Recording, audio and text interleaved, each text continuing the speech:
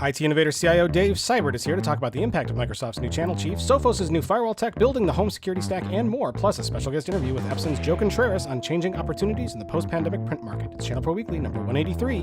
Scuzzy Wuzzy was a bear.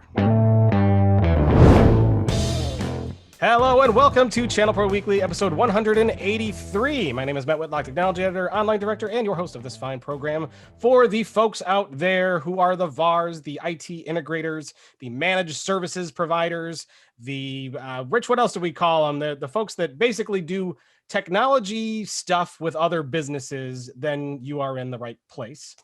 If you are a lifeguard at the local swimming pool, you're probably not in the right place, but you know what? Hang with us. We have a lot of fun on this show. We talk about a lot of interesting things. We might inspire you to be that very thing, be one of those IT integrator people. Before they realize it, they'll be an IT pro.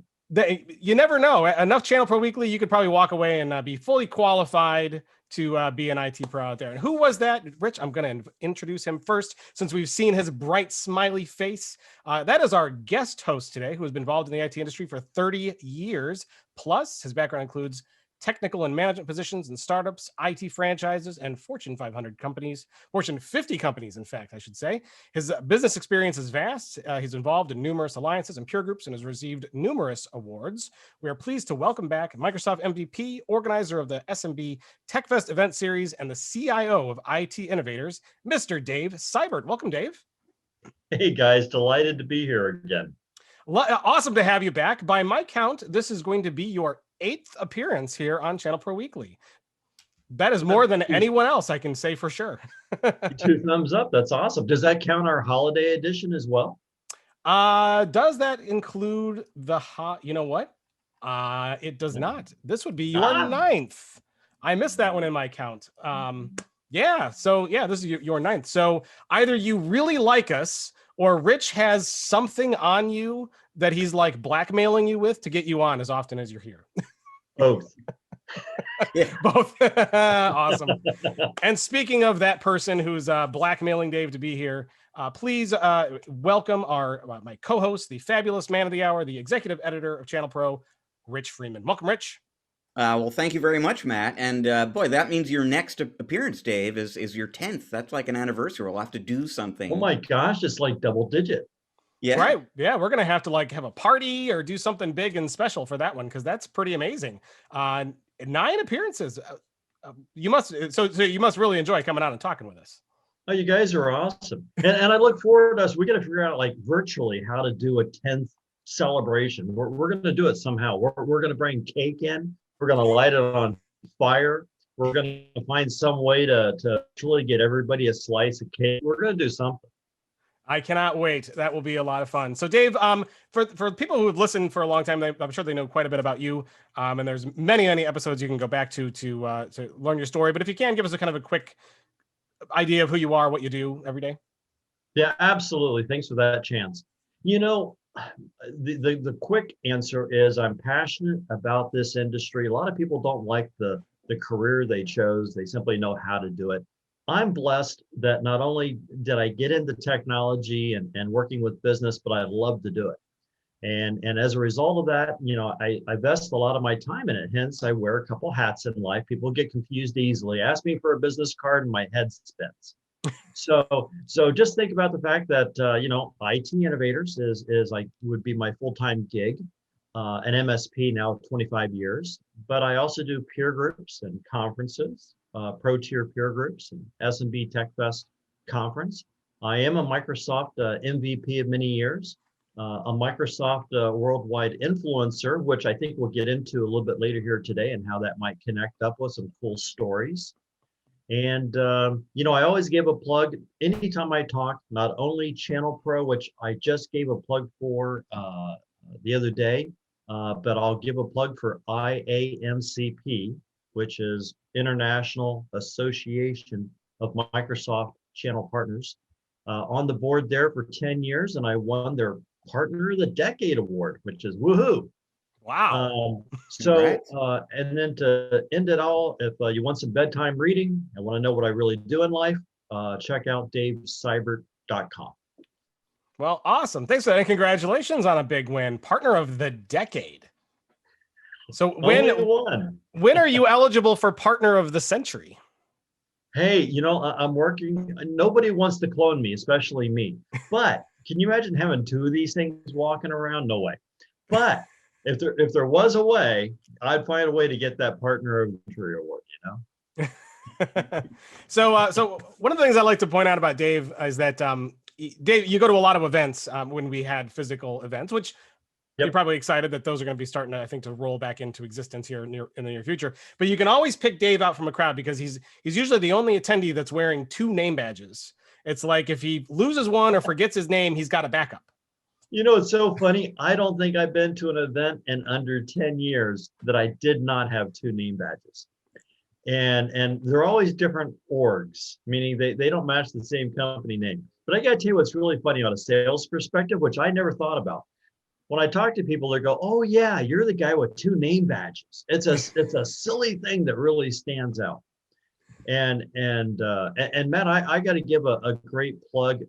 You brought it up indirectly that we're all going to be happy when we go back to physical events.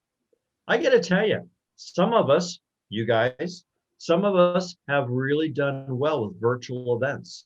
And while I miss physical shows, I'm just going to tell you, I think virtual events will continue to rock and be awesome. And my 5-second story is I went to a large conference in Florida. We'll leave it named that way. And 9, 10 sessions all at the same time. That means number one, you only can watch one at a time and you miss out on the other 8. And number 2 is that you'd wait in the hallway to get in to be one of the 50 seats, which means you missed another session before that session because you were waiting in the hallway.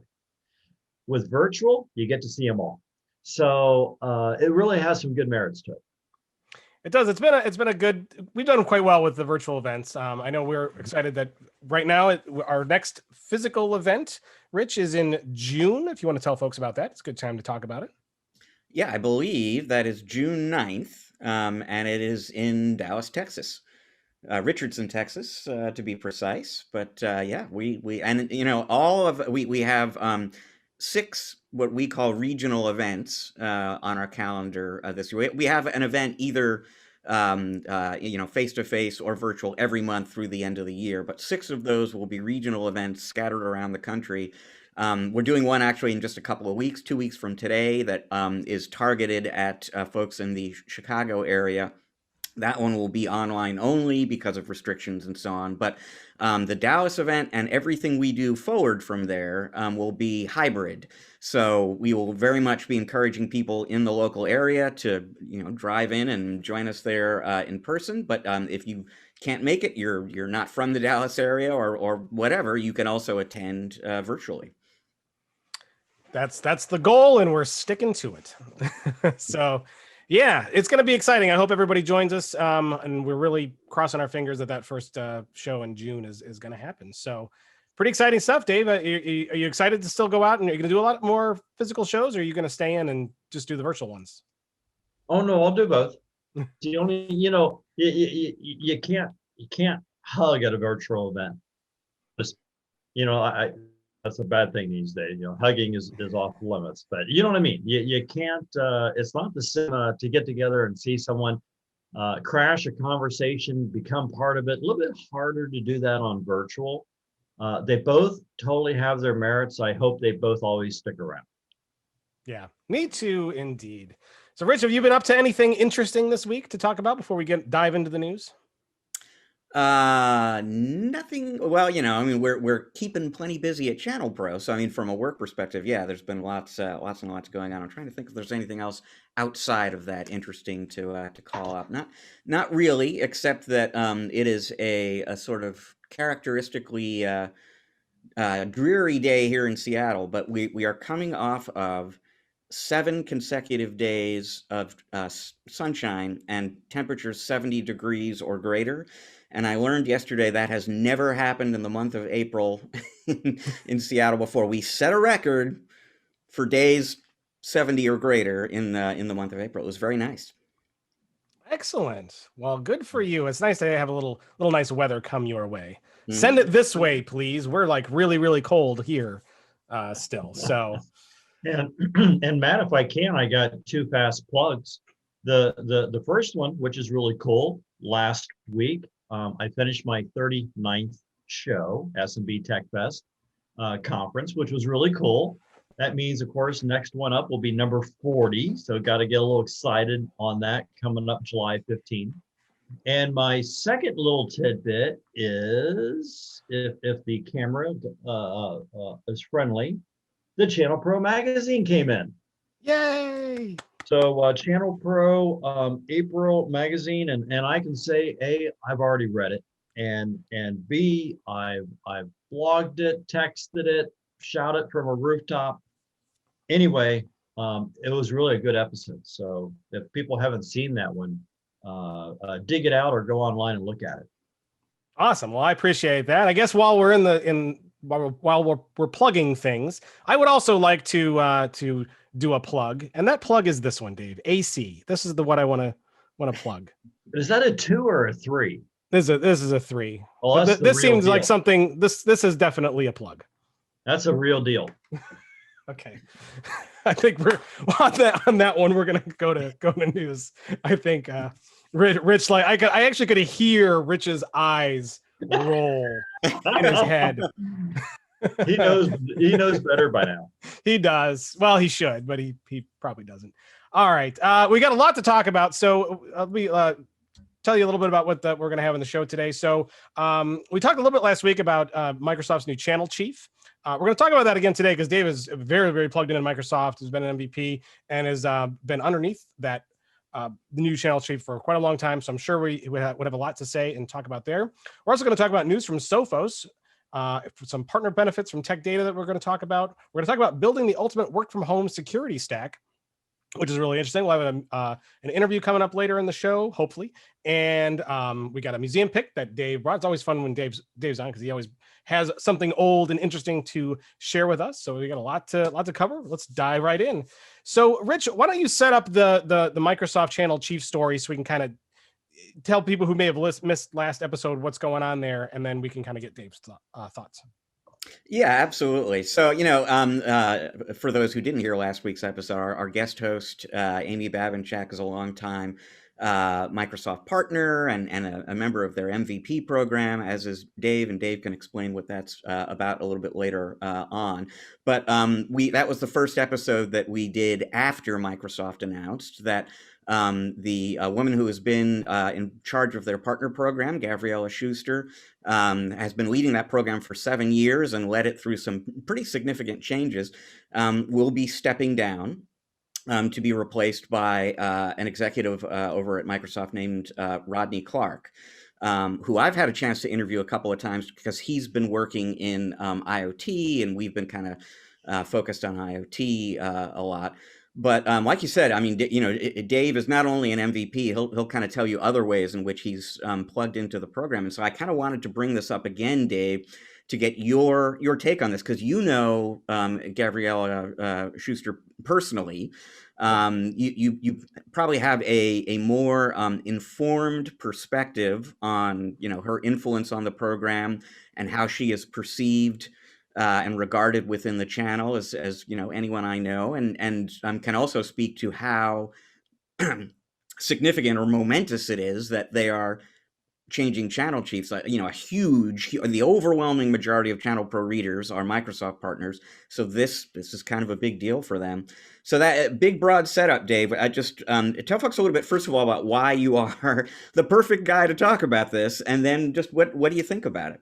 Yeah, so the first thing that I'll say is to answer your last question. So I'm a Microsoft partner. Maybe starts with that. Not a lot of people are. And in addition to being a partner, I became a Microsoft MVP many years ago.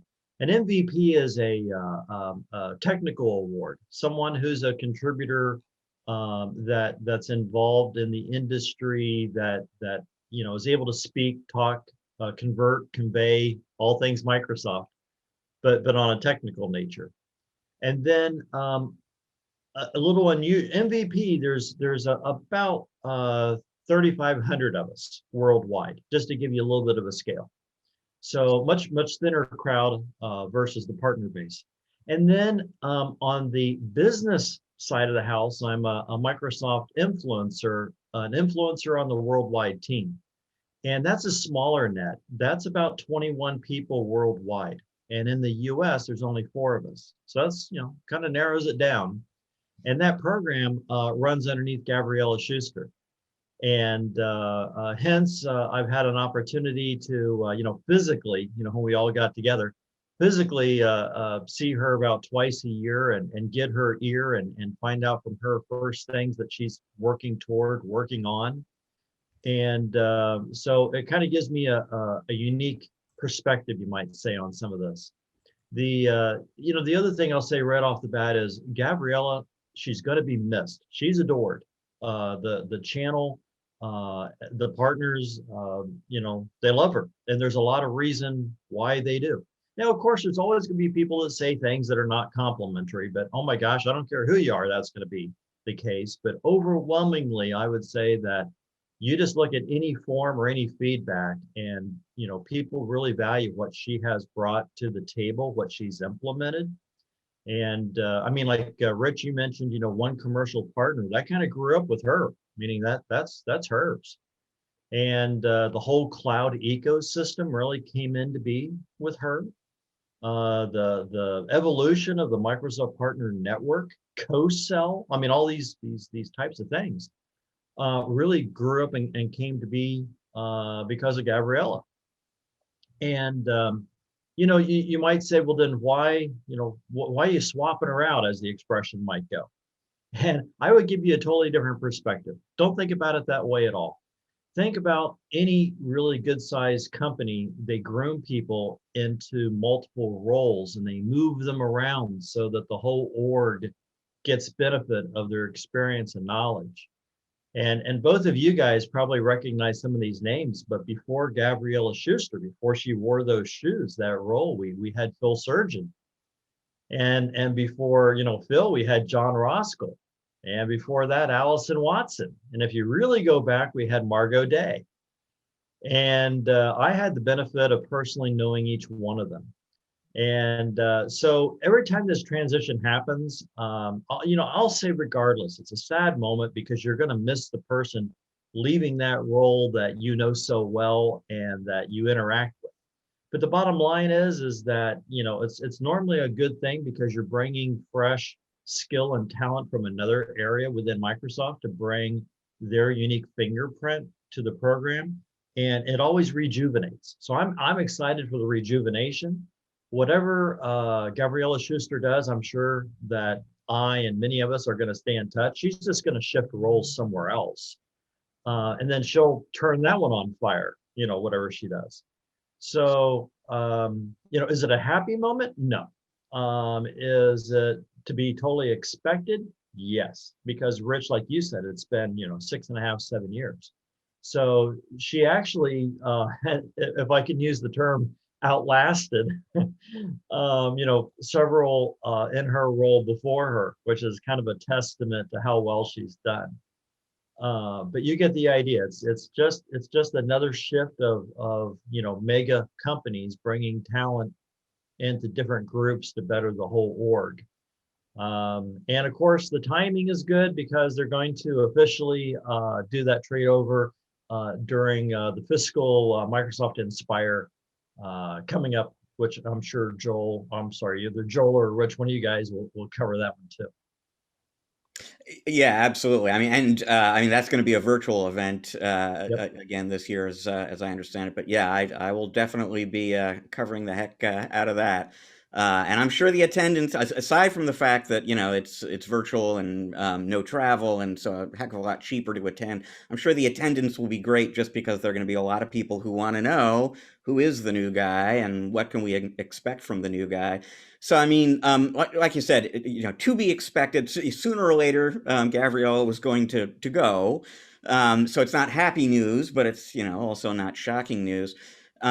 Amy, I would say, was just a little bit apprehensive. She doesn't know Rodney at all, and was kind of wondering, is he from a part of the company that's going to enable him to really understand the channel and so on. Is there any apprehension? I mean, what are the things that you're maybe most concerned about, most curious about as a newcomer steps into that job? So one of the hardest things with Microsoft is that somebody will leave a role and it can be vacant. And 2 months later, they put somebody into the role. And as an MVP, I experienced that a lot.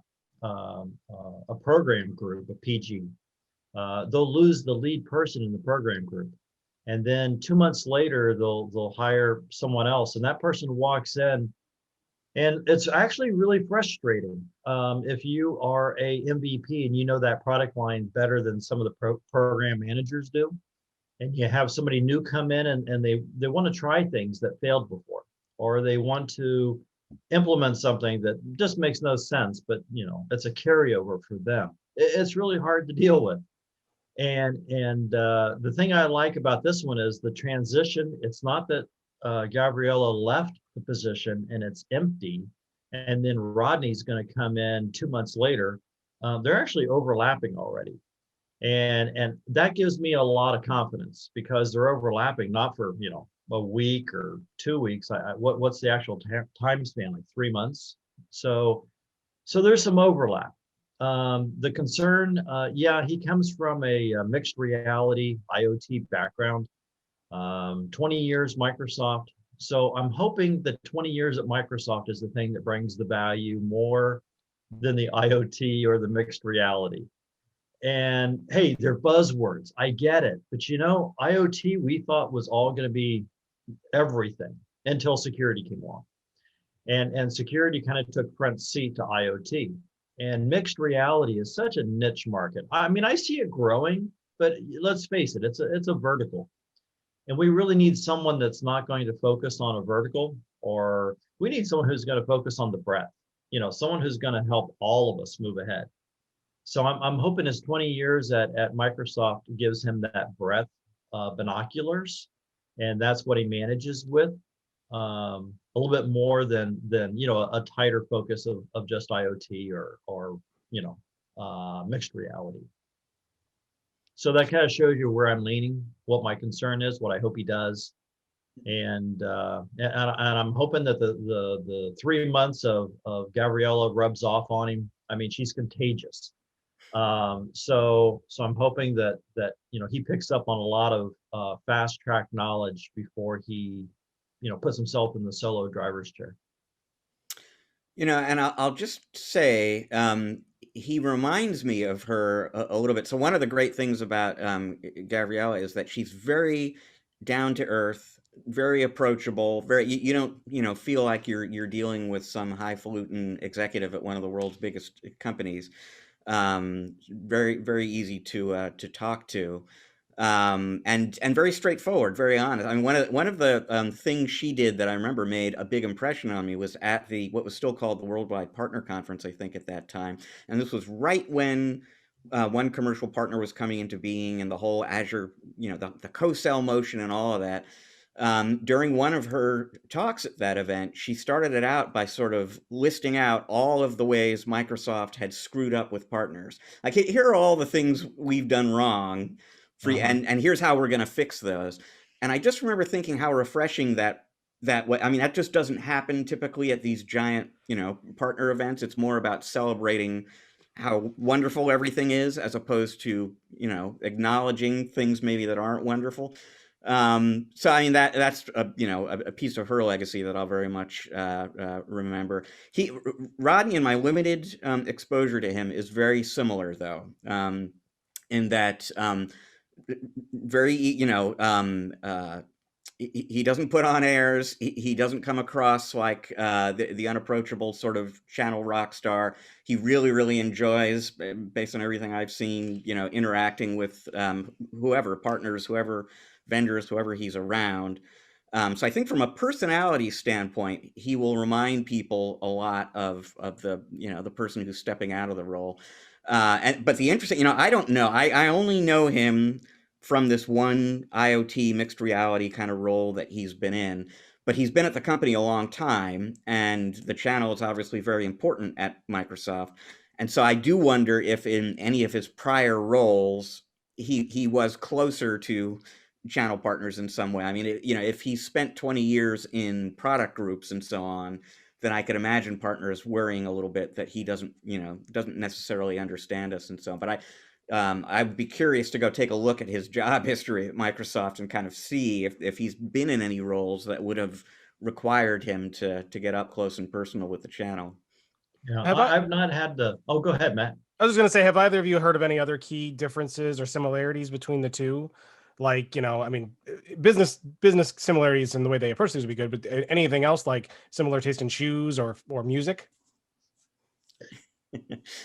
I don't know. I don't. Gosh, I'm trying to remember now. Well, I will share with you that Gabriella is a violin fan, as in playing violin. So hence Matt, she's got music on her side. So who knows? Maybe Rodney. Rodney's a trumpet player or a guitar player. I mean, when we get him on, we're going to have to ask him what does he play an instrument? Who knows? Maybe that's a really cool connect. Do they like their steaks medium or well done? Because that's important. I've never asked. We but I know you will. Yeah. Okay, more serious question for Dave. So let's say you had the new channel chief sitting right next to you, where you can tell them anything or request anything, which may actually happen in person, given where you are in the MVP world.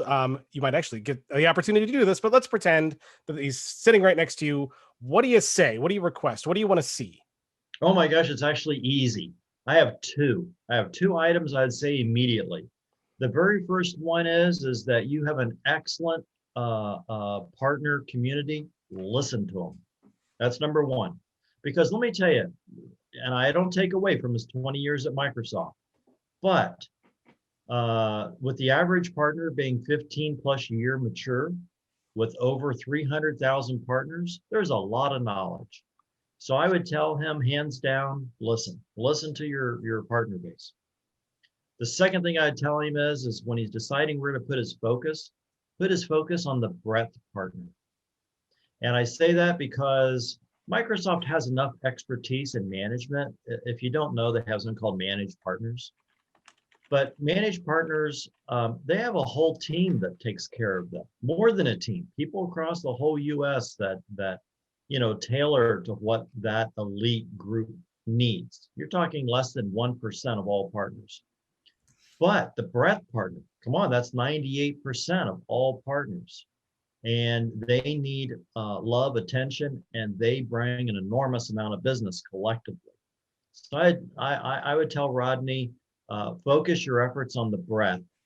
Let the specialty team they already have in place take care of the managed partner.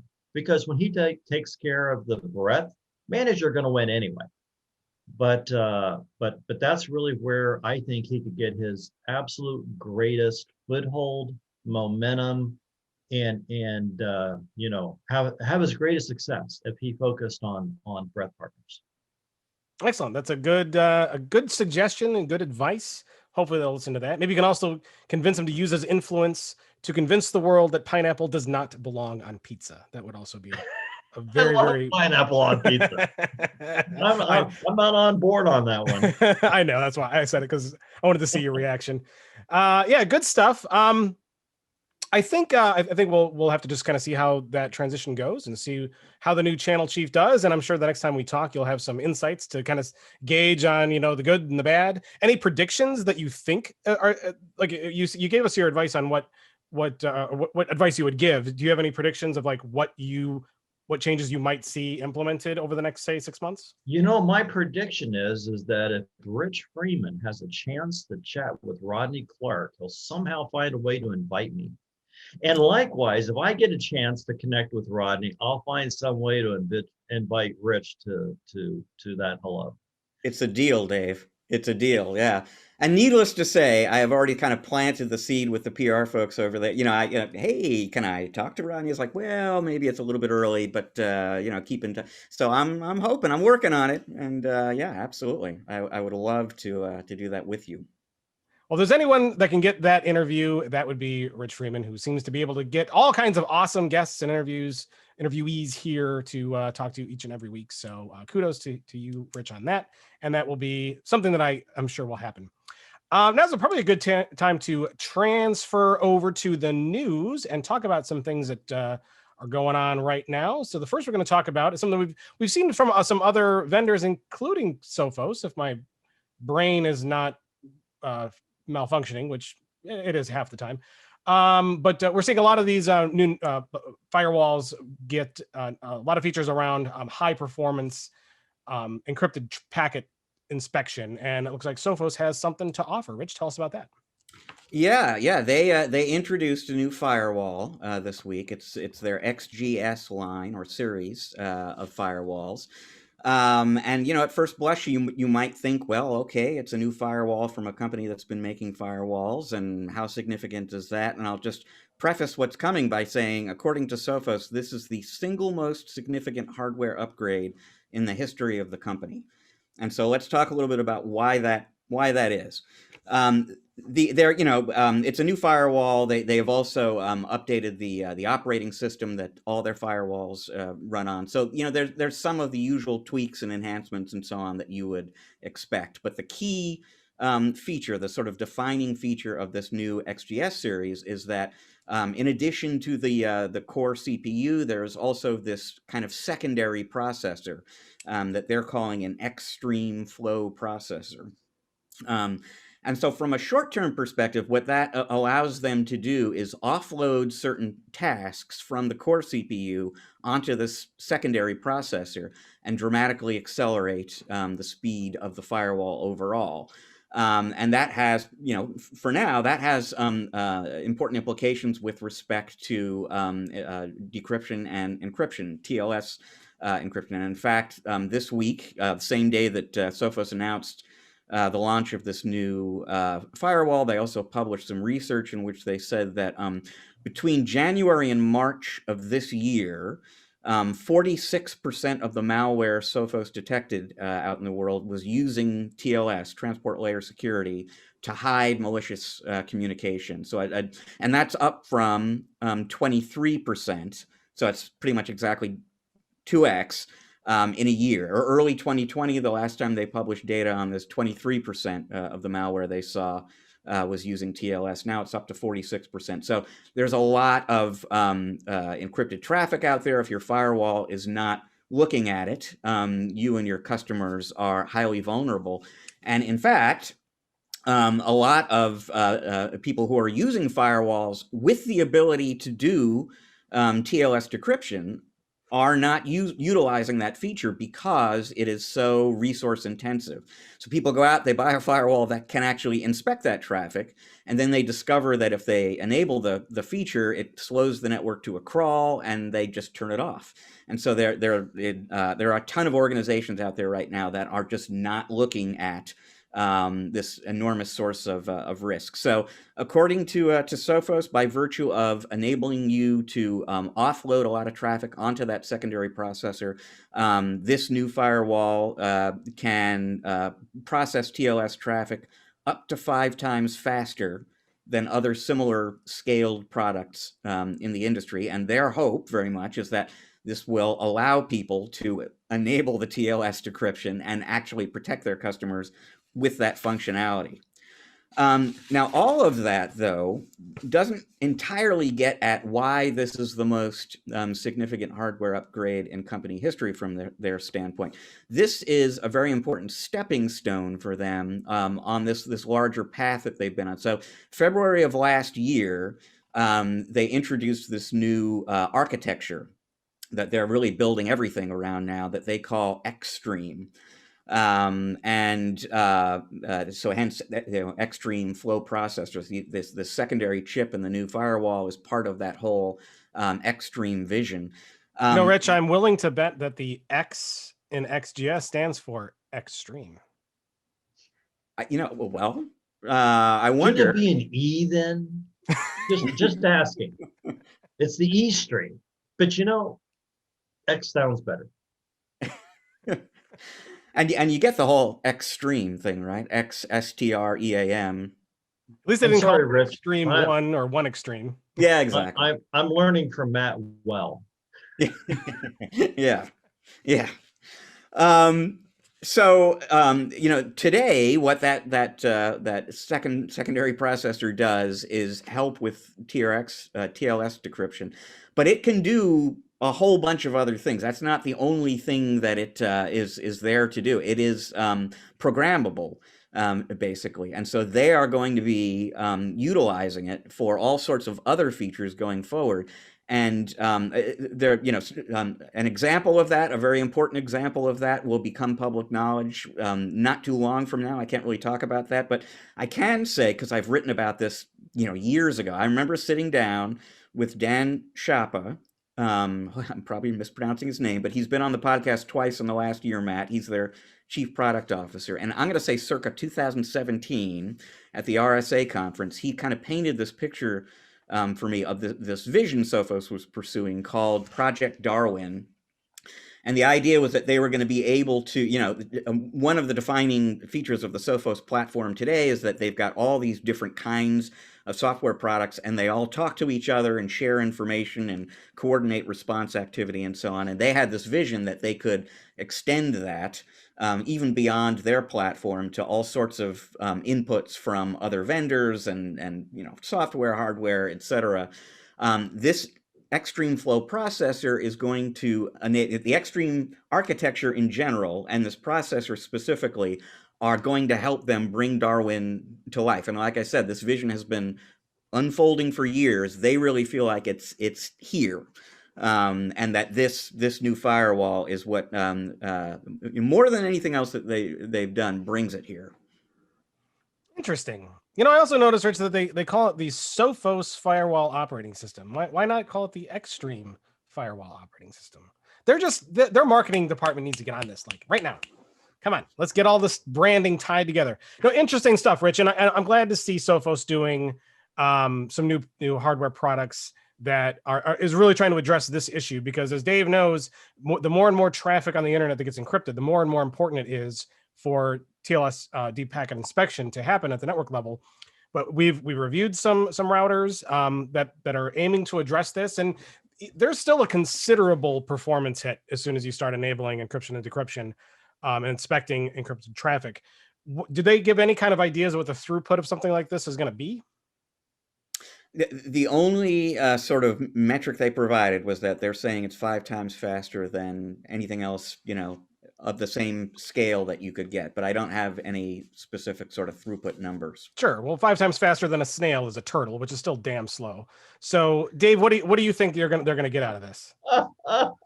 Well, for first things first, Sophos is a great brand in the industry. So when they're coming out with something new, I get jazzed because they just have good product and they're established. So it's not like a new name trying to do something new. I like that. The thing that Rich pointed out is absolutely a problem. These solutions, they come out and we all don't enable them, and you go, why not? Well, I mean, the bottom line is that security, while it's super important, the moment that you enable all of these security features, the next thing you know, your internet connection that you paid good bucks for is 50% the speed that it was, or less, or less. And I'll tell you what this reminds me of in a historic kind of way. All right, I'm digging into the archives of the closet and your mind here. Do you remember Intel math code processors? So I do. So, I have an Intel 486 DX250 that I could hold up and show right now. That's got that math coprocessor on it. So Rich, for the longest time, processors did what they did, but when you tried to do heavy math, CAD stuff, animation stuff, they just went to their knees, and hence Intel came along with a second chip. Kind of reminds me of this concept here. And the second chip offloaded all of the computational mathematics coprocessor side. And it freed the main processor back up so it could, shine and run really fast again. And somebody over at Sophos, maybe, I'm picking inside their head with the crystal ball. Maybe one of them said, hey, it worked for Intel back, X number of years ago. Let's come out with another processor and offload all the encryption encoding and that way we don't slow down our firewall. Kudos, I take my hat off. And because it is a problem, because we can't enable all the services. Otherwise, everybody complains about why do we pay all the money for this internet connection that's so darn slow. So I'm hoping it does enable full pipe, volume, be able to go through the firewall. I haven't seen it in action, but I'm sure hoping that's exactly what it's going to do, because that's what everybody would want.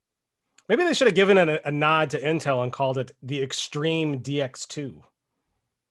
Or the co TLS, something, get that co in there, for the co-processor. I actually really like that. I keep calling this a secondary processor because I haven't figured out what else to call it. I'm going to call it a coprocessor from now on. I like that better. Yeah, I do. So they didn't give a lot of like hard numbers here to look at. Dave, what do you where's the threshold that the networking firewall industry needs to get to make it so that way throughput of these firewalls is good enough that people will leave TLS inspection on? There is no threshold. View it a different way. They simply need to put more horsepower. I mean, come on. Do you realize that when we watch a movie on TV, we don't have to buy a $3,000 box? We can buy a simple little streamer USB device and plug it into our back of our TV, and we can stream live TV. It doesn't take a lot of horsepower.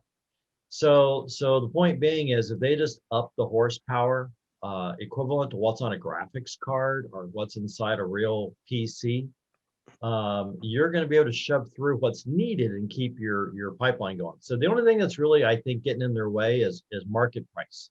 The market goes, oh, I should pay X dollars for a firewall. You cost more, I'm going to buy somebody else. In this case, the whole industry needs to uplift just a little bit because we're losing the war on security. It's a 3-to-1 ratio. 2 trillion to 6 trillion. We're losing, and we got a ways to go. So my point is, they just need to up the speed, and then you'll get the full throughput. And all the other firewall vendors need to come to the table and realize they have to do the same thing, because otherwise we're not going to win the war. And one other thing I want you to comment on, because Rich was talking about Sophos doing this kind of platform of innovation with this extreme stuff where everything's software programmable. With an X, yes. With an X. Where do you see the next innovations that is going to allow for? Where do you think that's going to go? What's really missing is boring, but it's so super important, and that is egress traffic, the outbound traffic. I would venture to say that oh my gosh, 95% plus don't monitor, track, or do anything with egress traffic unless you're a hosting company and you're billing for it. But I'm talking about SMB, our audience, right? For SMB, egress is like, what's that?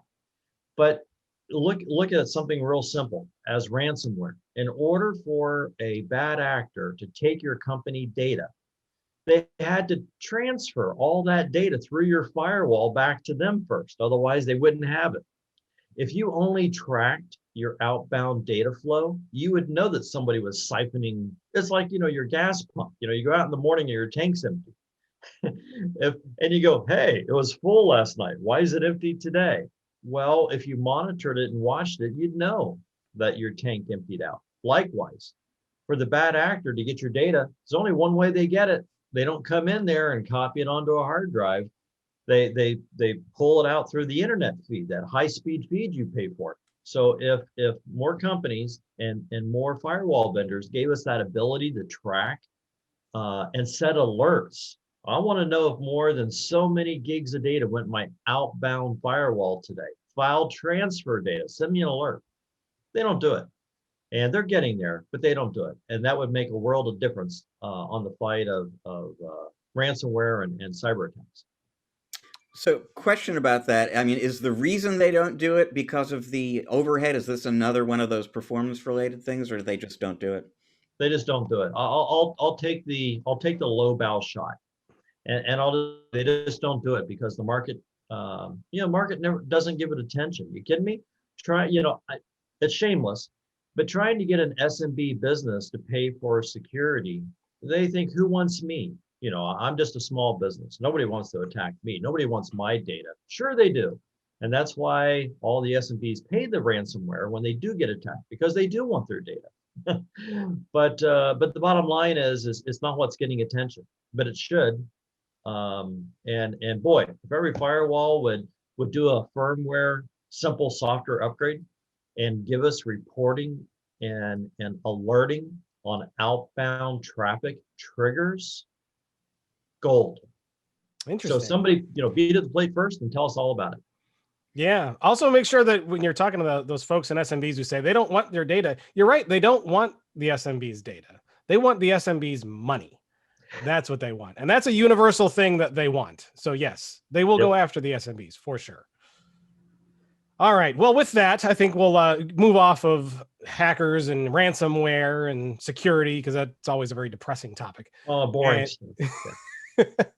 And we will switch gears and talk about something that everybody does love, which is partner benefits, especially from a company or distributor like Tech Data, who's in the process of merging with SYNNEX. What's this all about, Rich? Are we getting more partner benefits or less partner benefits? Well, according to the worldwide head of distribution at SYNNEX, who I had a chance to interview last week, more would be the answer to that. So, when this merger was announced just a few weeks ago, SYNNEX and Tech Data coming together to form a $57 billion a year distributor. The press release really focused naturally on the investor side of that equation. If you own shares in SYNNEX, if you are one of the the private owners of Tech Data, what does this transaction mean for you? Where are the benefits and so on? But if you're a partner, obviously, you're wondering what's in it for me. I know what I'm afraid might happen and how this might impact me in a bad way. What are the good ways in which this might impact me? And so this is mostly what I was talking about with Michael Urban, who runs the distribution side of SYNNEX's operation. And he pointed to a number of things. And I should say this week, SYNNEX has been hosting the spring meeting of its Varnex partner community. And Michael Urban was a speaker at that event and said pretty much exactly the same things. So they're pretty consistent in the things that they point to. First of all, when these two companies come together, they're going to have 1,500 vendors on the line card. So a more expansive selection of vendors for you to choose from, and each of them, there's a lot of overlap today on those two line cards, but there are also some differences that each of these companies is kind of excited about. And this week at this Varnex show, Urban specifically pointed to Apple and IBM. SYNNEX doesn't have either of those two companies on the line card right now. If you're a SYNNEX partner, when and if this merger completes, now you'll be able to get products from those two companies through this company. Solutions. Both of these companies independently have been very focused on solutions as opposed to products in recent years, because the sort of pick, pack, and ship warehouse business, as everything moves cloudwards, is less and less relevant. So they've been building solutions that combine hardware, software, cloud resources, etc. So now you're going to have a more expansive selection of those to choose from. They're going to be able to pool efforts there.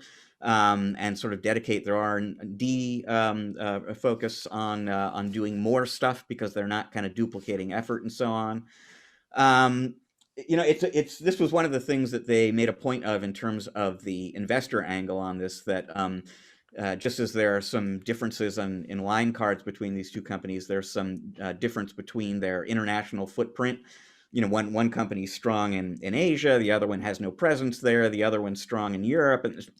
So is that a big deal for most of the people listening right now? Probably not. But Urban made a point of emphasizing that more partners than maybe you would think have a customer that has a satellite office or something like that in the UK or Germany or whatever, and knowing that you're working with a distributor with global reach will be helpful. We'll see if that's true.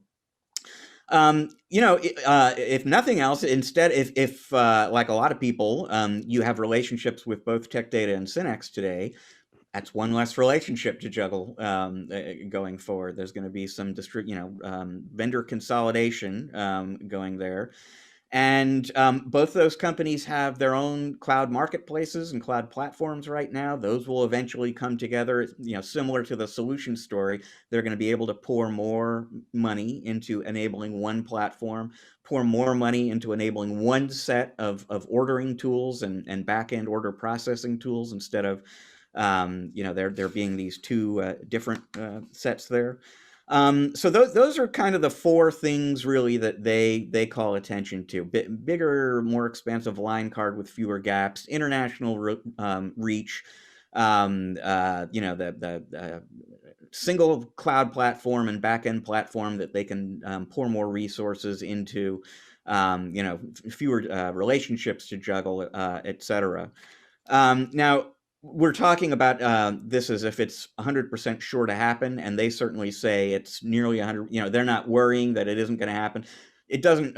They're not expecting this to become official until the second half of the year. They've got to get approval in 8 different countries, including this one, and the SEC has to sign off. SYNNEX shareholders have to. So there's a lot of work that has to happen before this new company comes into being. But they seem pretty confident that it is going to happen. And until it does, and this is kind of a curious thing, but SYNNEX certainly made a point of saying, until this deal happens, Tech Data remains one of our biggest competitors.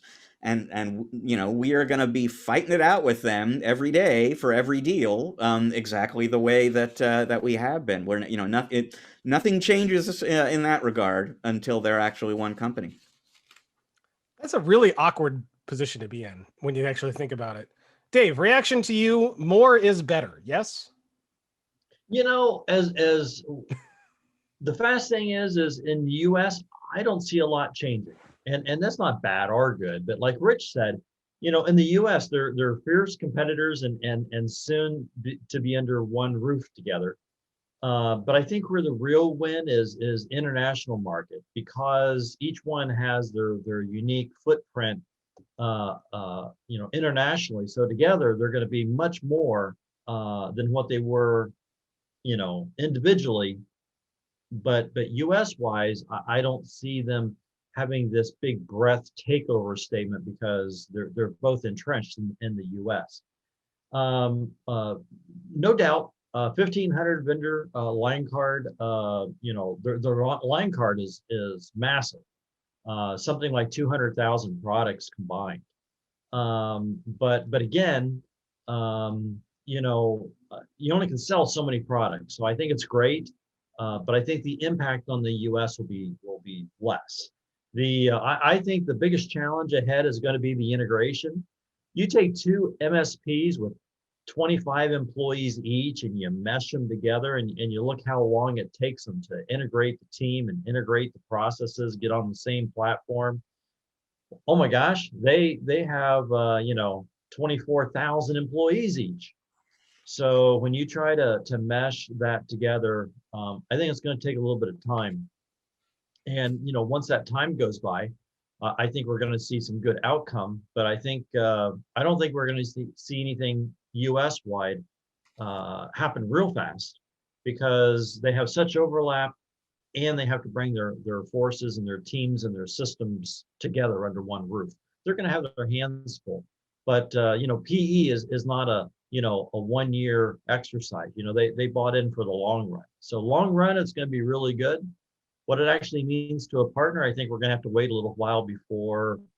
We have to wait for them to integrate and get rid of redundancy and bring those line cards online, and then roll out some programs to us. And I think we got a little while to wait to see that. So do you think that what we're going to get on the other side of this is going to be better for partners in the US? Like, are you a SYNNEX or Tech Data partner? Yes and yes. So if you don't know, as a partner, you're able to partner with as many distributors as you wish. You don't have to pick. And you might say, well, why would you do that? Actually, it makes really good business sense. So just like you mentioned, they have 1,500 vendors, but it's not the same 1,500. So if you have somebody in your stack and you want to buy that product, Sophos is part of the show today, so I'll positively, pick on Sophos. Maybe Sophos is only available from one distributor, but then you have a similar product and it's only available from the other distributor. So it is quite common for a partner to do business with more than one distributor, and it actually makes really good sense. And combining that, sure, it makes life better. The next step, if everyone doesn't know, is to get that distributor to integrate with your PSA. And there's 3 to 5 big PSAs based on who you ask and how you count. So as long as they integrate, now you're cooking on the partner side. We need that integration to make business run smooth. So I see the gain, I see the benefit. I still cast my net that it's going to take a little while for them to get there. You talked about redundancy, and when you're bringing together 2 massive distributors like this, there is bound to be lots of redundancy, but particularly in the solutions and cloud side. Do you think one versus the other has, like, if you probably rely on services and solutions from both of them, is there any fears that, like, you are really entrenched into whatever SYNNEX offers, for example, and that's what's going to get cut, and you're going to be going with whatever Tech Data has? Is there any fears there? No, because it doesn't work that way. And all I mean by that is that by and large, what they're doing is they're making it simpler for you to do business with the actual vendor. So again, good way, I'll pick on Sophos. So let's just say that Sophos is at Tech Data, but they're not at SYNNEX. Maybe I got that wrong. That's okay. You get the point anyway. So when they combine together, I still get Sophos. I mean, I didn't lose anything. And it doesn't matter that it was Tech Data or SYNNEX, because at the end of the day, what I was really buying was Sophos. I simply bought it through the distribution system of one of those brands, right? Now, maybe they implemented it better. I give them that. Maybe they tied it into PSA better. But as a partner, I'm not going to lose out. I'm only going to win because it's the vendor brand that I'm after. And then I'm after their pricing, availability, and integration that they bring to the table. So at the end of the day, it's more a win than anything. Well, that's it's good to hear, Dave, that there's not a lot of fear with these 2 big things coming together, and then it is, even as a partner with both, that it's probably not going to affect you, and it might make things better in the long run for those not only here in the U.S. but definitely also abroad. Yep. So very cool. Well, we got one more story that I want to talk about that I've really been wanting to get to, and that is we talk about a little about security. And as we've learned over the last year, we have had just this massive shift of workers working from home, and there's been a lot of security concerns about having remote workers, because not only do you have to protect people on your own network now, you have to protect them on all these other networks with all this other hardware that's probably consumer grade, and just not a good situation for anyone. And so we got a story here about building the ultimate work from home security stack. Interesting stuff. Rich, tell us about this. Yeah, well, we are far enough into the work from home era now that a lot of partners out there have had an opportunity to refine their techniques, if you will. I mean, in the early days of work from home a year ago, it was just get everybody online, do it as securely as you can, but really just get people working again, and and then you can kind of go back and maybe do a more thorough job of securing those connections. And people have had time now, obviously, to do that, to experiment with different approaches to different challenges, and that's what this article from our April issue is all about. And you kind of ticked off a number of the issues that make this such a big challenge, which is that very often people are on home PCs, they're on home networks. There are still a surprising number of people out there using RDP to connect to servers back at the office.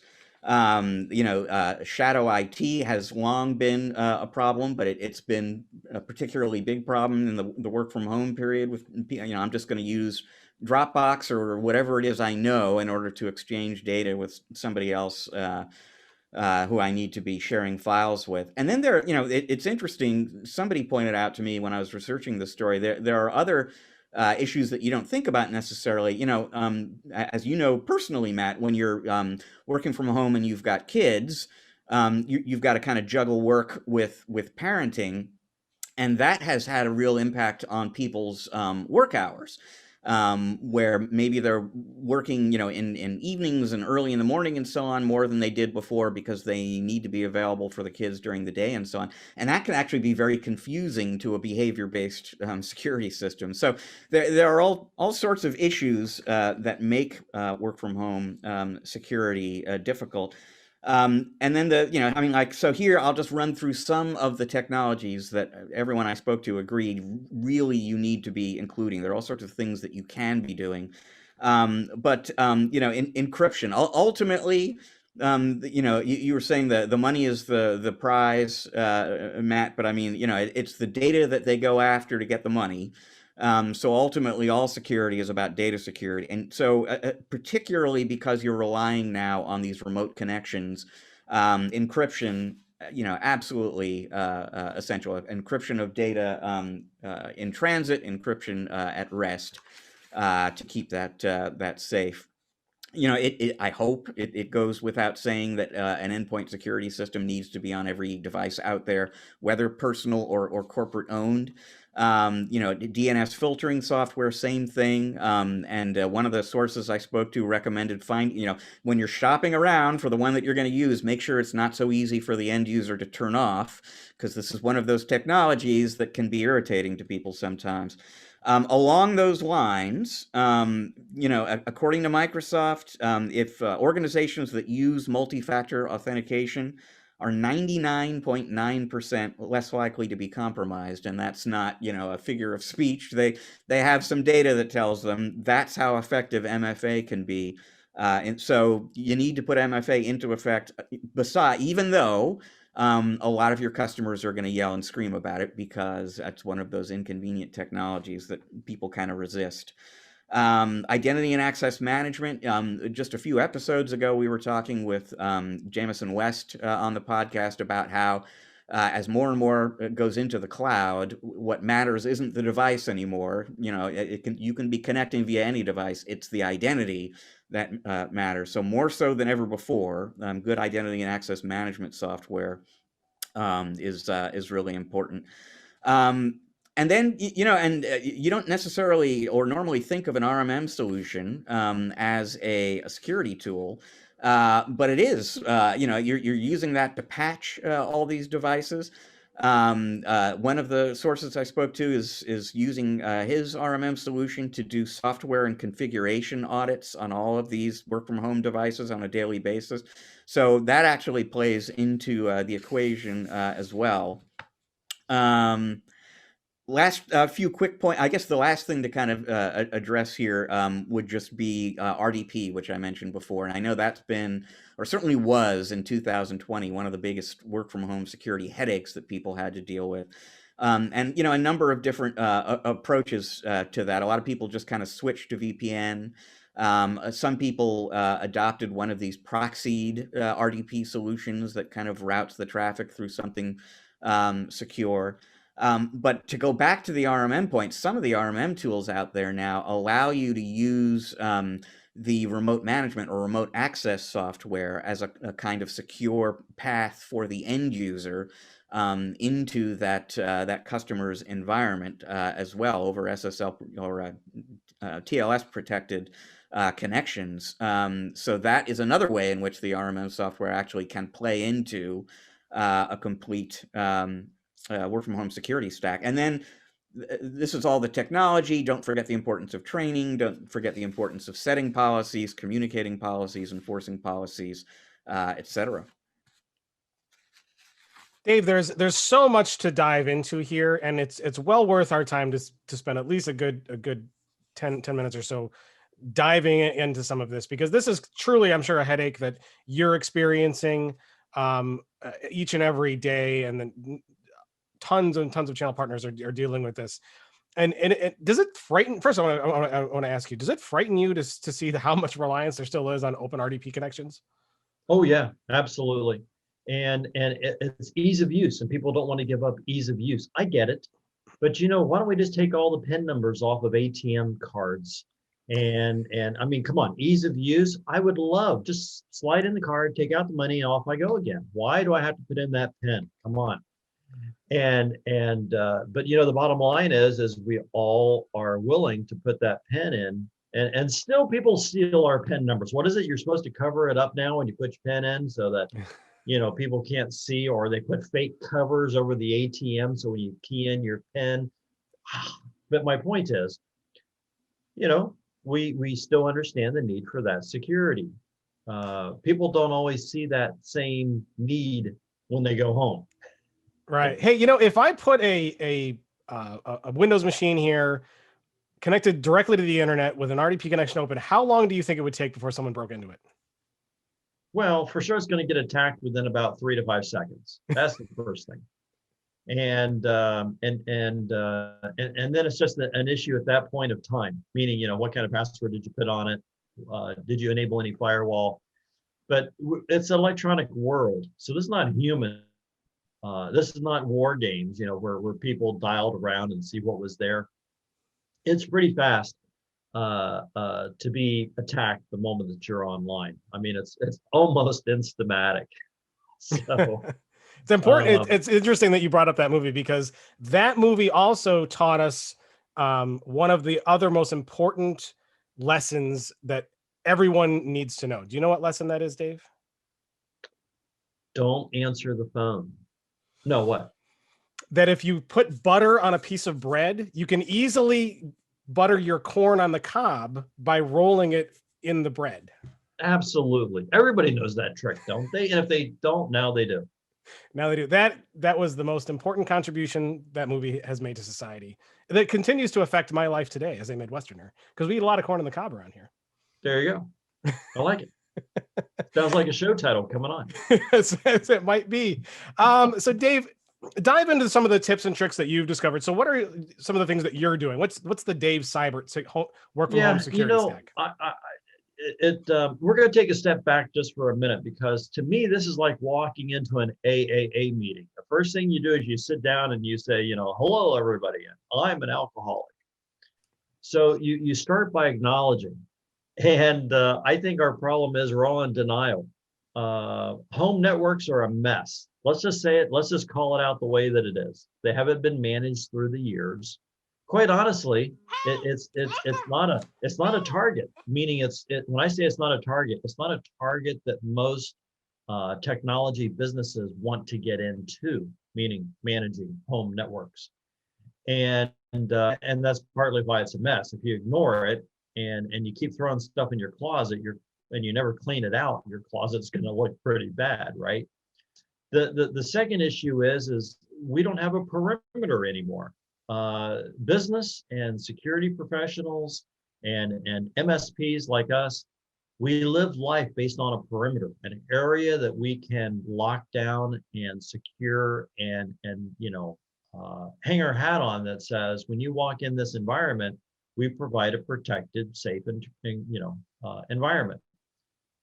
All of that goes out the door when you go home. And sure, there's low-hanging fruit. So you're going to have a lot of providers that say, oh yeah, we provide home security. Well, if you actually look under the bed sheets and dig into it, maybe they provided that they locked RDC. Good for them. It's a beginning, but that doesn't mean you provided security. Or maybe they insisted that each home PC have an antivirus running on it. Well, again, so many homes, more homes have more IoT devices, Echo units, Google units, home video, alarm systems. None of that, you get the idea. They have all this traffic, all of this exposure, all of this bad stuff, that loading AV on a few PCs, I wouldn't call that security either. But we do, meaning I say we, the industry. The industry turns around and says, I provide protection for home. I lock down RDP and make everybody install AV. Well, something's better than nothing, but we really need to up the game if we're going to fix the issue. Most homes have no firewall. And unfortunately, most internet providers, when they do their marketing flyers, provide, firewall protection. They don't really provide firewall protection. Otherwise, no corporate American business would ever buy a firewall because they all have internet connections. They just let the internet company take care of it. But it doesn't work that way. And we all know it.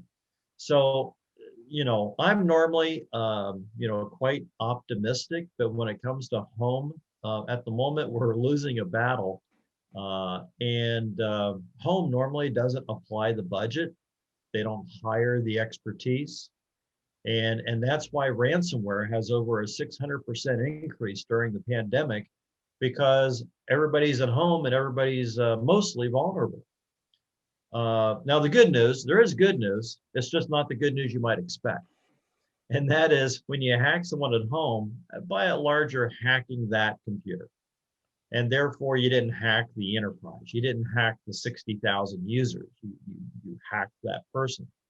And a lot of times the data is stored in the cloud. So again, when you hack that individual PC, a lot of the times the data isn't locally there.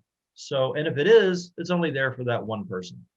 So the exposure is not really your win. Your big win is if you hack that local computer and the credentials for the corporate are the same and all of your local passwords match your corporate passwords. Now they got a gold mine, not because they got the data off your at-home computer, but because they compromise the credentials of your at-home unprotected computer and use that to get back into the enterprise. And then they got their gold again because they got their 30,000, 60,000 users with their millions of dollars of ransomware requests. So it's a horrible doorway of vulnerability that a lot of homeowners either don't want to pay for, or a lot of solution providers don't see a lot of smart business to try to go protect it because of the other issue. So it is a problem child.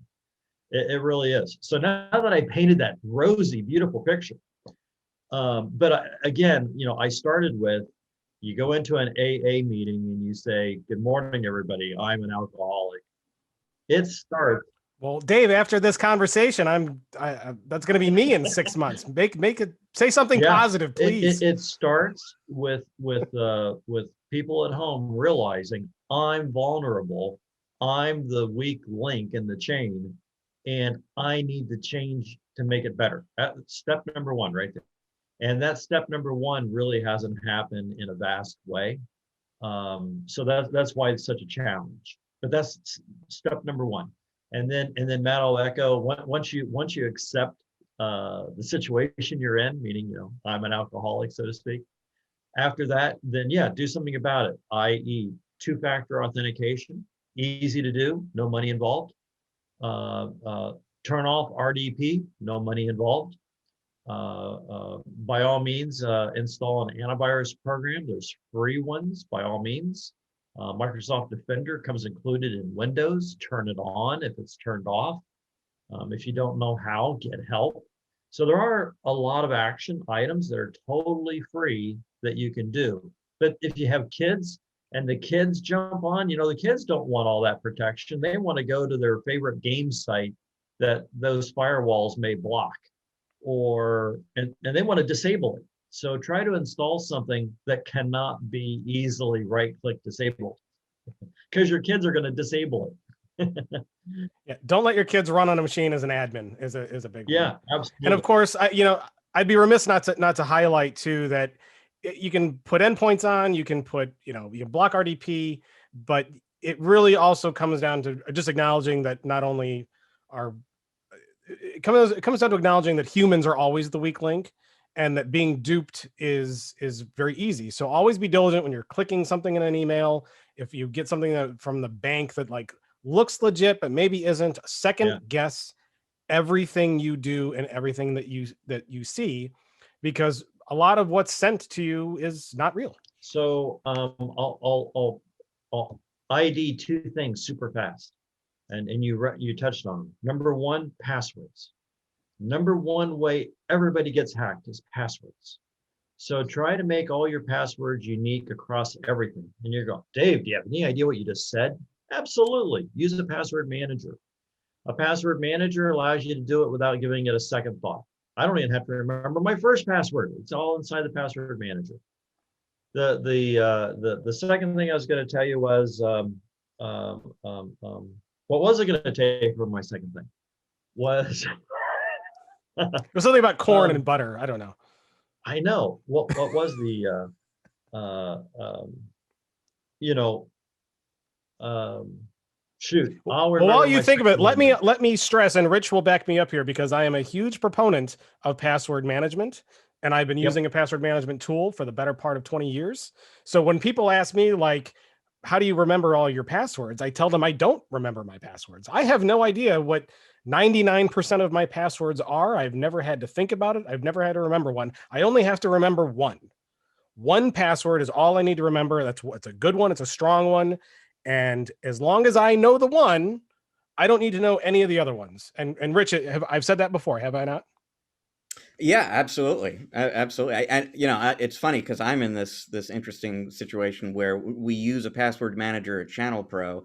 I had already been using one in my personal life before that I didn't couldn't really stop using, and so I have two of them in my life now, and I have the master password, the one password for each stored in the other system. So, my concern is that I'm going to forget the one password at some point, and not be able to find it. Okay, I remembered my second one. So my second one is enable auto patching. Patching's it's no fun, but most programs you can check the box that says update automatically. And the vendors are really good at it, so take advantage of it. And when you turn on automatic updates, that really goes a long way. Same with Windows updates too. When people always have this big fear of Windows updates gone bad, but the real truth is that the vast majority of the time, for the vast majority of people, an update will always complete smoothly and flawlessly. And when it doesn't, Windows is pretty gracious. It'll roll itself back pretty gracefully these days. So don't like try to avoid Windows updates either, because they're important and need to be done timely. And I will squeeze in number 3 super fast, and that is just like the passwords are the number one way everybody's getting in. Number 2, phishing. Number 2 is phishing. So you get all the emails, hey, your hotel reservation's been canceled. Oh, really? What did my spouse cancel? Your partial has been returned. You have 3 days to reclaim it again. Ooh, what did they return back? You get the idea. Your banking transaction has been reversed. View it here. So right, you did not. I just got a text. I'm getting texts like the last couple of weeks, like, oh, I won some Amazon drawing. I get a text on my phone to a link, and it's like, people will be like, I won something. What did I win? But like, did you really enter an Amazon drawing, and did you really win? Like, seriously, think about it, folks, and have your customers think about it too, because most likely, if it sounds too good to be true, it probably is. And just remember, everybody's click happy. I'm serious. They're click happy. And if there's a piece of mystery, if there's money involved, if there's a hotel involved, mystery is killing them. They click it. And I think, Matt, you said it right. Home users, they all have administrator rights. So even if they don't know what they're doing, when they click that link knows what it's doing, and it has all the permission it needs. So sure does. Again, a lot of things home users can do that actually cost no money at all. They just have to realize how vulnerable they are and what damage can be done, and then do something free about it. That's a great point. Even my own normal everyday login, I don't run with administrative privileges.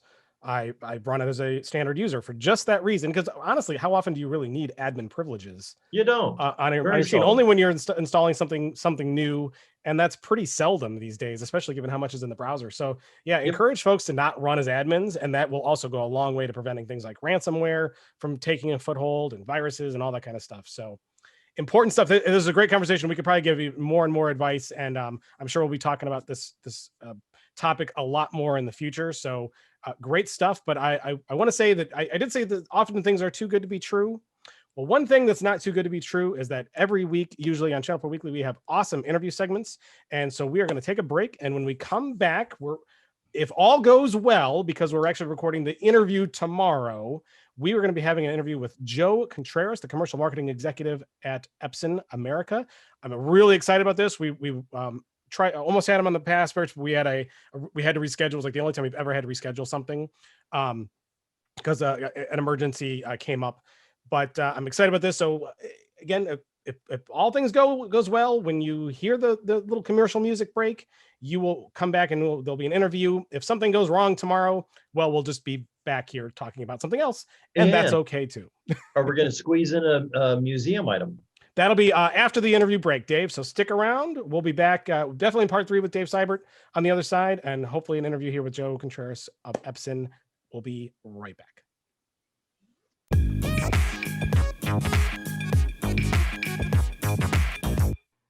And welcome back to part 2 of Channel Pro Weekly. We've got a great guest interview lined up for you today, and a very interesting topic too. Commercial print has been a huge opportunity for MSPs and IT integrators over the past several years. It's no different today. However, those opportunities are rapidly changing thanks to the reaction of the coronavirus and the rise of work from home computing. We've got a fantastic guest today who's on the forefront of those changing opportunities. In 2019, he was named Epson America's Commercial Marketing Executive for Office Solutions, tasked with leading the company's commercial inkjet printer business with his 20 years of successful strategic and creative marketing experience. Before that, he served as VP of Product and Solutions Marketing at Toshiba America. Please welcome Joe Contreras. Welcome, Joe. Good morning. Welcome. Thank you, Matt. Thank you, Rich. Good to see you. It's great to have you on the show. It's been several weeks in the making to have you here, and we're very, very excited because commercial print is a topic that's very exciting right now, especially as we get into the work from home opportunities, which I know we're going to dive into. But it's great to have you here. So if you can tell us a little bit about you, a little bit more about your background, how you landed at Epson, please take it away.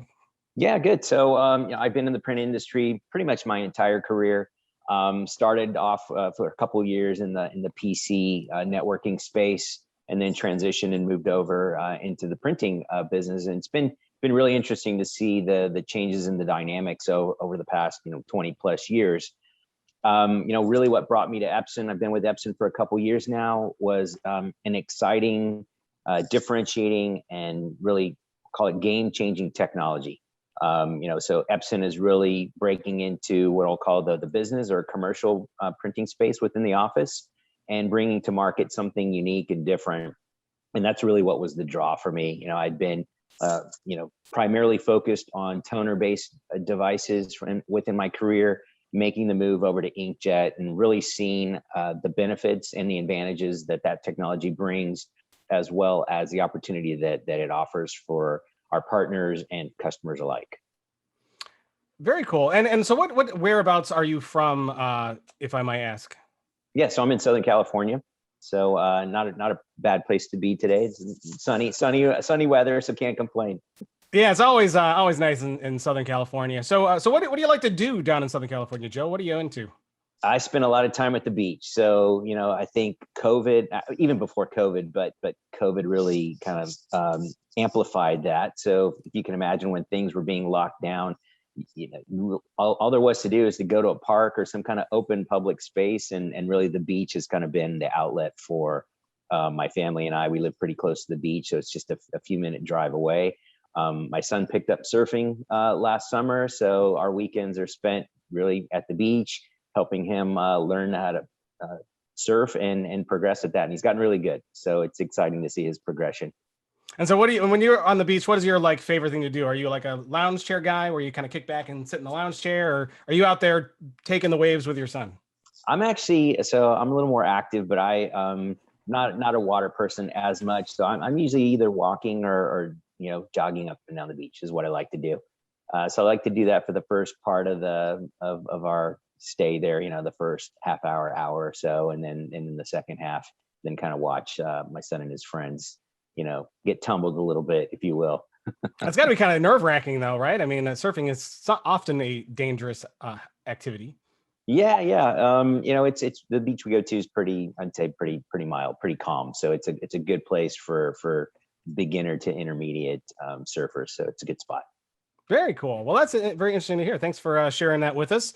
When you were talking about your introduction, you started talking about excitement in inkjet, which is really interesting because there was a period where inkjet printing was very, very popular and very, very in, and then it was all about laser for many, many, many years, and then something happened in the inkjet market that got exciting and it really started shaking things up. What was that?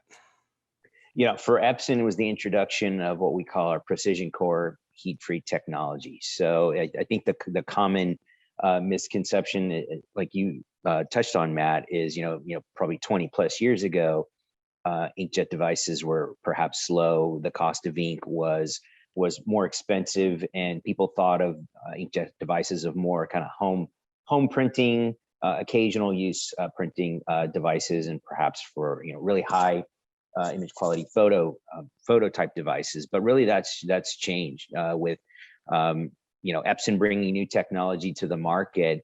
We've introduced products that are highly reliable. So with precision core heat-free technology, just as the name denotes, we're not using heat in the printing process, which means we're using fewer moving parts, less parts that are being consumed, less maintenance. So if you think about it from an office worker standpoint, all the pain points that typically come about, the device is perhaps down for service, I'm having to frequently change out consumables.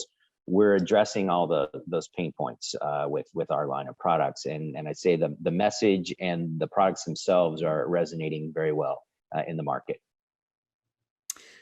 So Joe, I want to look back a little bit in part of this conversation and look ahead as well. Let's start with the look back. I mean, the coronavirus obviously shook up the hardware world, every corner of the hardware world, basically. Looking back at the last 12 months, how did the pandemic impact the print world? Yeah, so we've seen a dramatic shift in the print market overall. So if you think about office print, primarily A3 or 11 by 17 size paper devices are in the office, and that's probably more predominant than the smaller A4 desktop devices. But with the pandemic and more people, or actually not more, a lot more, a large majority of the population working from home, the demand for those larger copier MFP type products really softened. And we saw a huge demand and a surge for the home use or smaller form factor A4 type printing devices. And the demand skyrocketed literally overnight. Fortunately for Epson, we were in a good inventory position going into the pandemic, so that helped us. But we've seen our business grow tremendously in that space year over year. And what we saw also in the beginning were companies trying to get their arms around how are they going to best support the needs of their remote workers. So companies were procuring in larger quantities to make sure that they were going to be able to have printing available to their employees that were working from home. And again, having that broad portfolio and immediate availability of inventory really helped us and our partners as well to address the needs of our mutual customers. So, I mean, it makes perfect sense, really. Nobody's in the office, so the office printers aren't selling as well. Everyone's at home, so the home printers, or the smaller ones at least, are selling better. Now we're sort of in this kind of transitional phase. The offices are beginning to reopen. There's going to be more and more of that over time. So, I mean, as you look ahead, to the next 12 months, basically, what do you anticipate happening in the print market? Yeah, so we're very bullish about the opportunity go forward. From our perspective, what we see is a rebalancing of the types of devices. It's not A3 is not going away, right? There's always going to be a demand for the larger type products, and fortunately for us, we offer both. But I think it's companies are going to revisit or relook at what's best suited for the type of workforce that they're going to deploy. Is it going to be a hybrid workforce where some are working from home, some are working in office? So rebalancing of that A3 versus A4, but specifically to A4, we don't see that demand going away. And in fact, it continues to grow for us and what we've seen. I think as companies kind of formulate their strategies for what the workforce is going to look like. That'll really kind of bear out what the types of products that are needed. But I have a strong feeling that, you know, there's still going to be this hybrid workforce going forward, because, you know, I think the pandemic has proven that people can work from home and still stay very productive, stay engaged. Yes, we're missing that social element. So I think that's where the hybrid part comes in, you know, perhaps being in the office for a few days of the week and working from home for the other rest of the time. And so that's what we anticipate go forward. And like I said, we don't see that demand going away anytime soon. So Joe, on the work from home front, what particular product lines has been particularly successful, and what are the things that MSPs and IT integrators can do to capitalize on that work from home opportunity? Sure. So, you know, we have a full range of products, both on the commercial and the consumer side. And so it really comes down to a matter of understanding what the needs are, what the at-home users' needs are. So, you know, if it's more high volume printing, the types of connectivity, are they going to need color or monochrome? So kind of honing in on the basics first. But even beyond that, what we like to educate our partners and have them talk about to customers is also think about things that like high yield consumables, the productivity of the printer, things that you might not necessarily think about up front, but that could present obstacles in productivity down the road. So, you know, you don't want to have to be changing out the ink frequently. You don't want to have to be servicing the product very frequently as well. So products like our Super Tank printers have been very popular. Our Super Tank or EcoTank products on the consumer line, they feature an incredible amount of ink. So it allows someone to continue printing without having to change out consumables very frequently. You know, earlier I touched upon our precision core heat-free technology. So that's what's giving us the reliability and requiring, you know, fewer interventions on the product as well. So that's really our guidance to our partners, is understand it at the basic level. What are the needs from a specification standpoint, but also make sure that you're putting a product in place that's not going to require a lot of service and intervention and maintenance on an ongoing basis.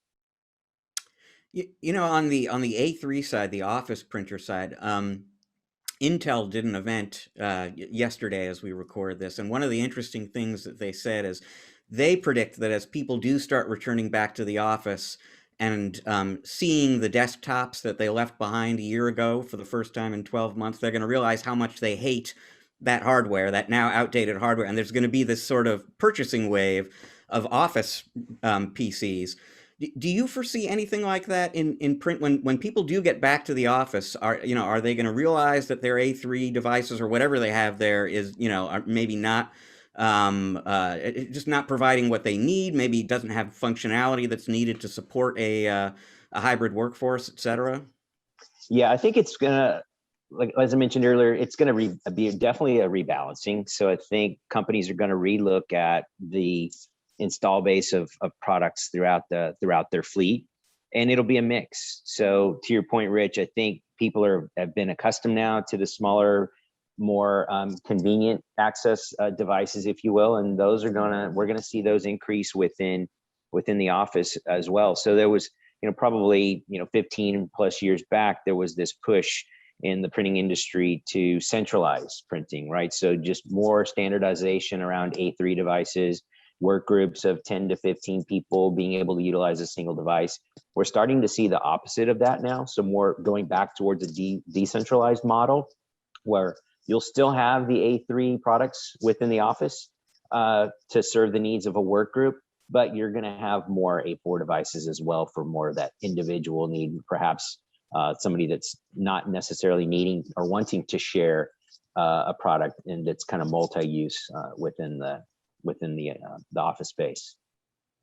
Some of that attributed to cost too, as I know, I'll give Epson lots of kudos and credit all the time for being on the forefront of bringing inkjet printing costs down significantly. I mean, printing with an inkjet printer on a yearly basis used to cost more than buying a really expensive surfboard. So now you can print at will practically for nothing. Is that contributing to seeing a lot more individualized printing in the office and at home?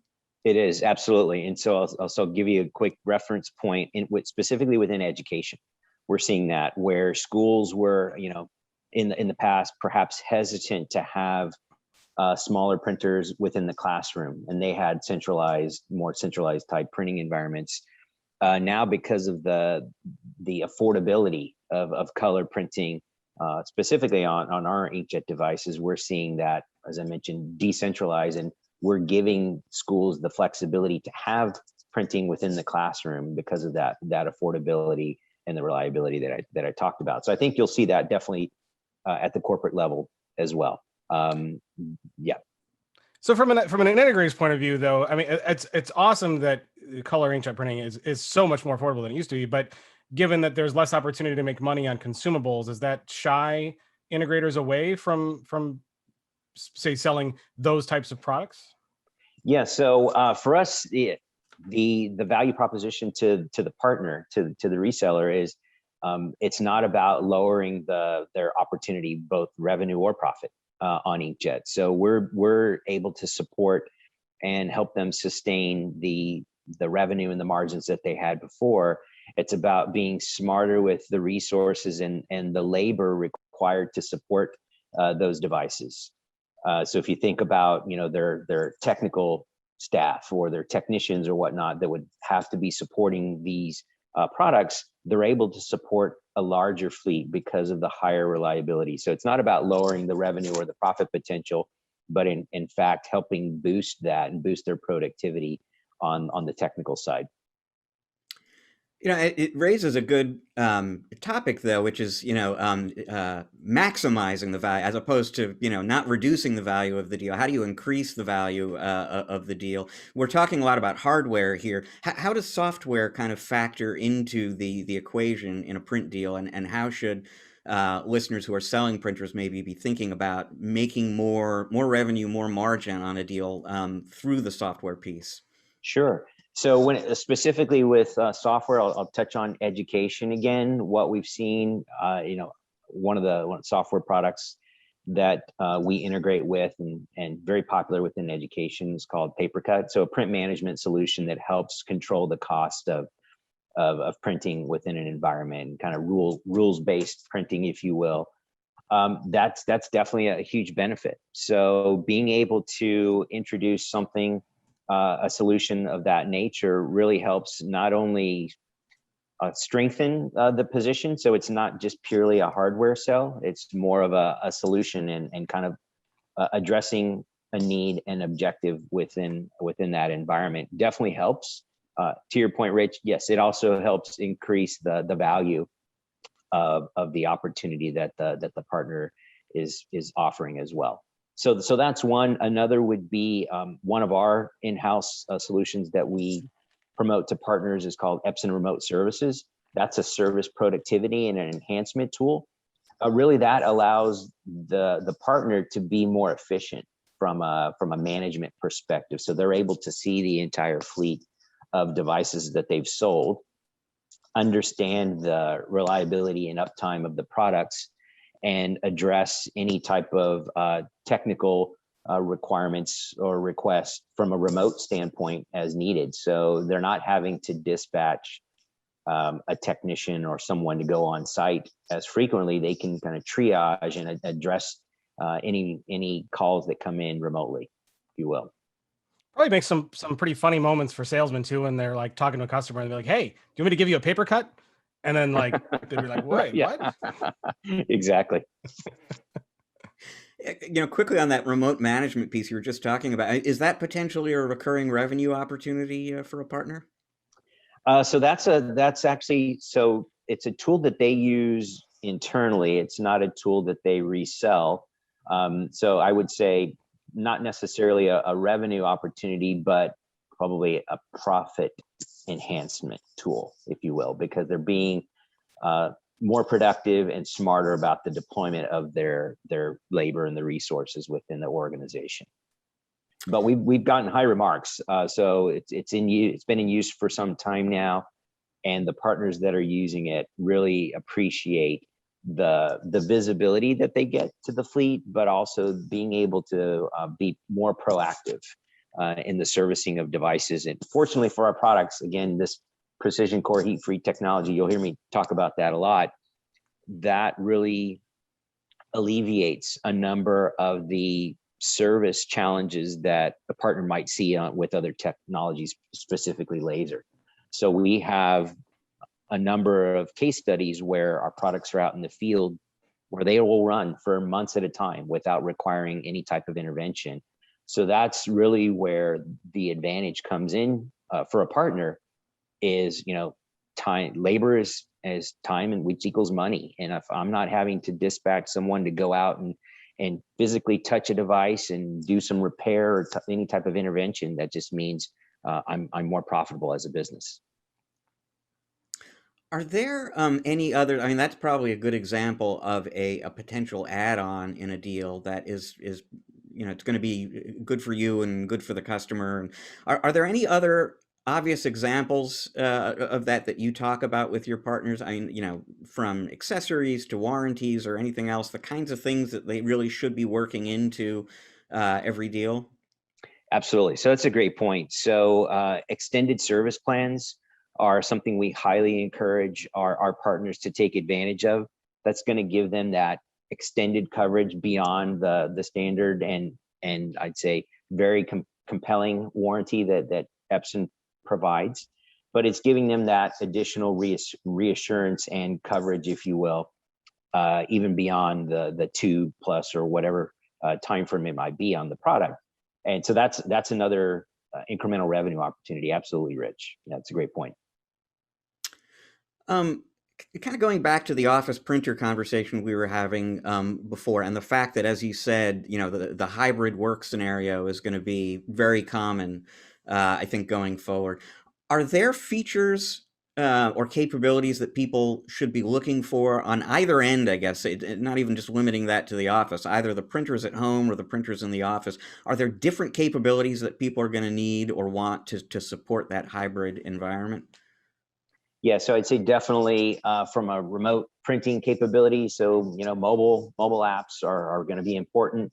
The apps that we bring to market are usable across both our Office A3 printing devices as well as our A4. So that's another productivity enhancer that people can definitely get benefit from, whether they're at home or within the office. Awesome. Well, I think we got time for one more question, and I'm going to be greedy and take it because that's the way I am.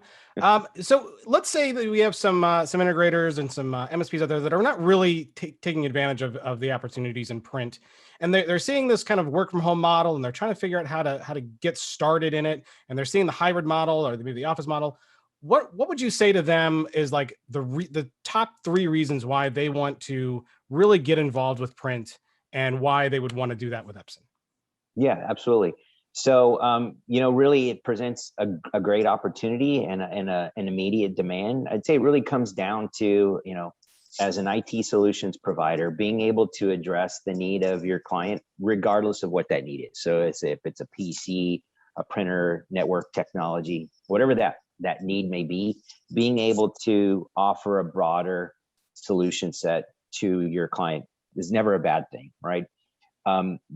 Specifically within print, it's an immediate need right now, and it's on the rise, specifically within A4. So it's a great opportunity, even if a partner hasn't been selling print.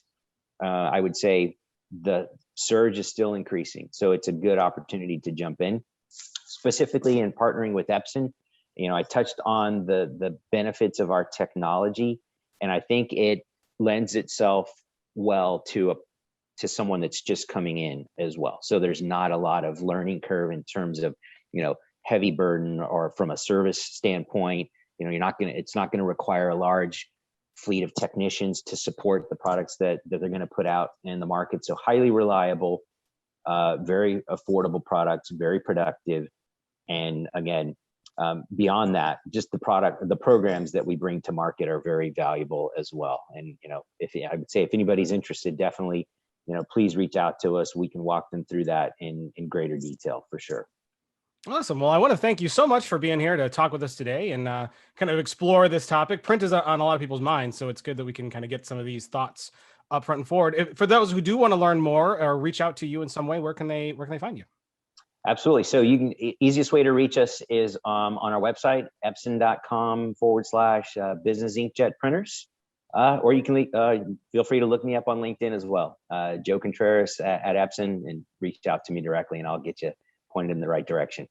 Awesome. Well, again, thank you so much for being here. We're going to take a short break. When we come back, we're going to wrap up the show with some of our regular end of the show features. Dave Seibert will be back with us on the other side, so stick around for that. You won't want to miss it. We'll be right back.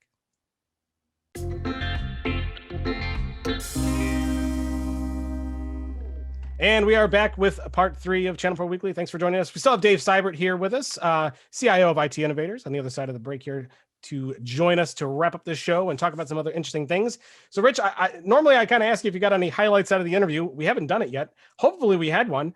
But I'm sure whatever interview we did manage to do went well, if it existed. Do you want to have any comment? Do you have any comments about the interview that we haven't done yet? No, I just applaud the two of us for our insightful questions. Nothing like a good pat on the back for something that hasn't happened yet. I love it. So Rich, one of the reasons that I always love when Dave Seibert joins us is that Dave Seibert is like me, is that he's got this vast collection of old technology. And so folks know who've been listening or watching for a long time that we do like a museum pick very, very often on the show, where I reach into my stash of electronic collectibles that I collect. My wife calls it a hoarding problem that I really need professional help for. Either way, it's a benefit to everyone that they can enjoy these trips down memory lanes. But Dave is the same way. He's got a lot of really old, cool stuff. So when he's on, I love it when I can hand over the museum pick to him, because he's got a lot of cool stuff that I don't have. So it's fun to learn about something new. Dave, what do you have for us? And that means Matt doesn't get the abuse. Dave gets the abuse, right? That's right. I'll have my wife call and yell at you too. That'll be fun. Exactly. Well, you know, what's funny about this is Matt gave me, traditional Matt style. He gave me about a 2-minute heads up. Dave, do you got a museum pick? I'm like, ooh, give me a minute. He goes, I'll give you 2 minutes. So I actually do have something which would be a fun discussion topic in a way. Everybody remembers tape. I mean, tape ruled our world.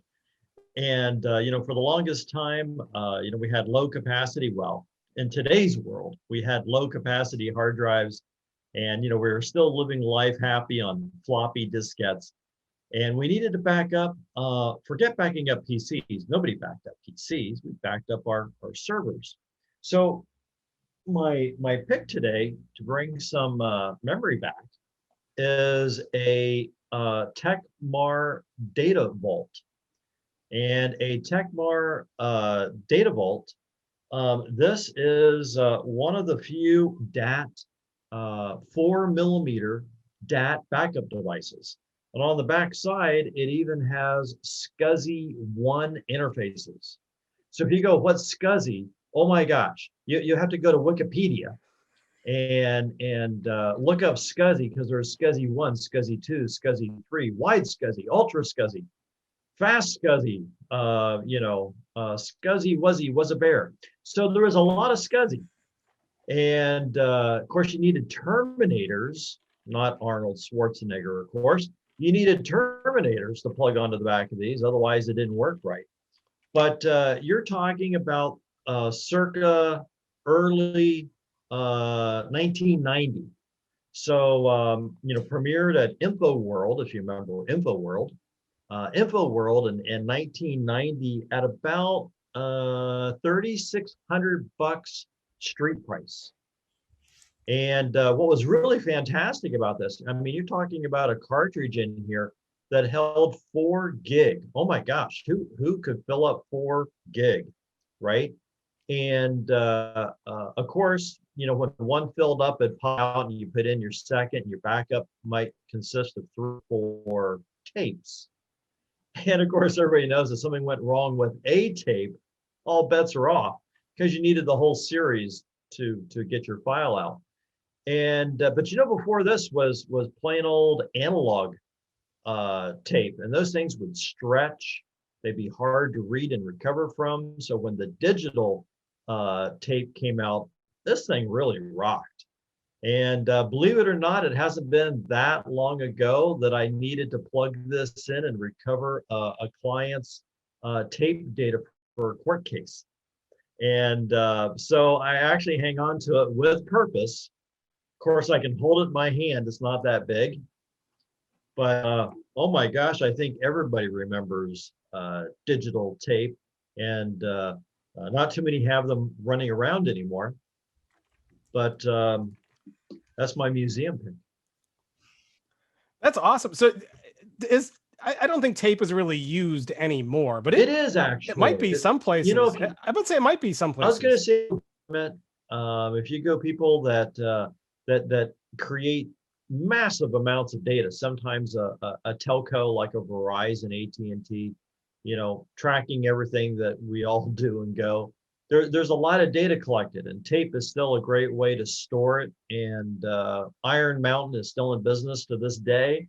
Iron Mountain, you know, they were one of the big players, and coming by on a weekly basis and picking up your tapes and bringing them, you know, to storage. So based on the industry, and for SMB, you're 100% right. SMB, I don't think finding a tape drive, I don't know, maybe you could do it, but it would be tough. But in enterprise, it's still out there. Yeah, interesting stuff. So let's look at the capacity of one of those tapes. You said about 4 gigs. So in 1992, that was an immense amount of storage, right? Especially since you could also, you know, run tapes in series and have virtually an unlimited amount of storage. What was the storage capacity of a hard drive in 1992, or a removable backup? Well, think about this. I mean, zip. Everybody remembers zip drive was 100 megabyte. And came out Zip Pro that was like 250 megabyte. And one of my favorites, Jazz, came out. I love Jazz, and Jazz. I mean, Jazz was 1 gig, and then SideQuest. SideQuest didn't quite hit the market the way Jazz did, but they were 1 gig. And it's like, oh my gosh, I was living life off of you know, zip drives. And I'm going to fork out the extra buck and get my Jazz drive. but for the average user, a 100 megabyte zip drive was like, it was the answer. It was the bomb. It backed up everything I had with room to go.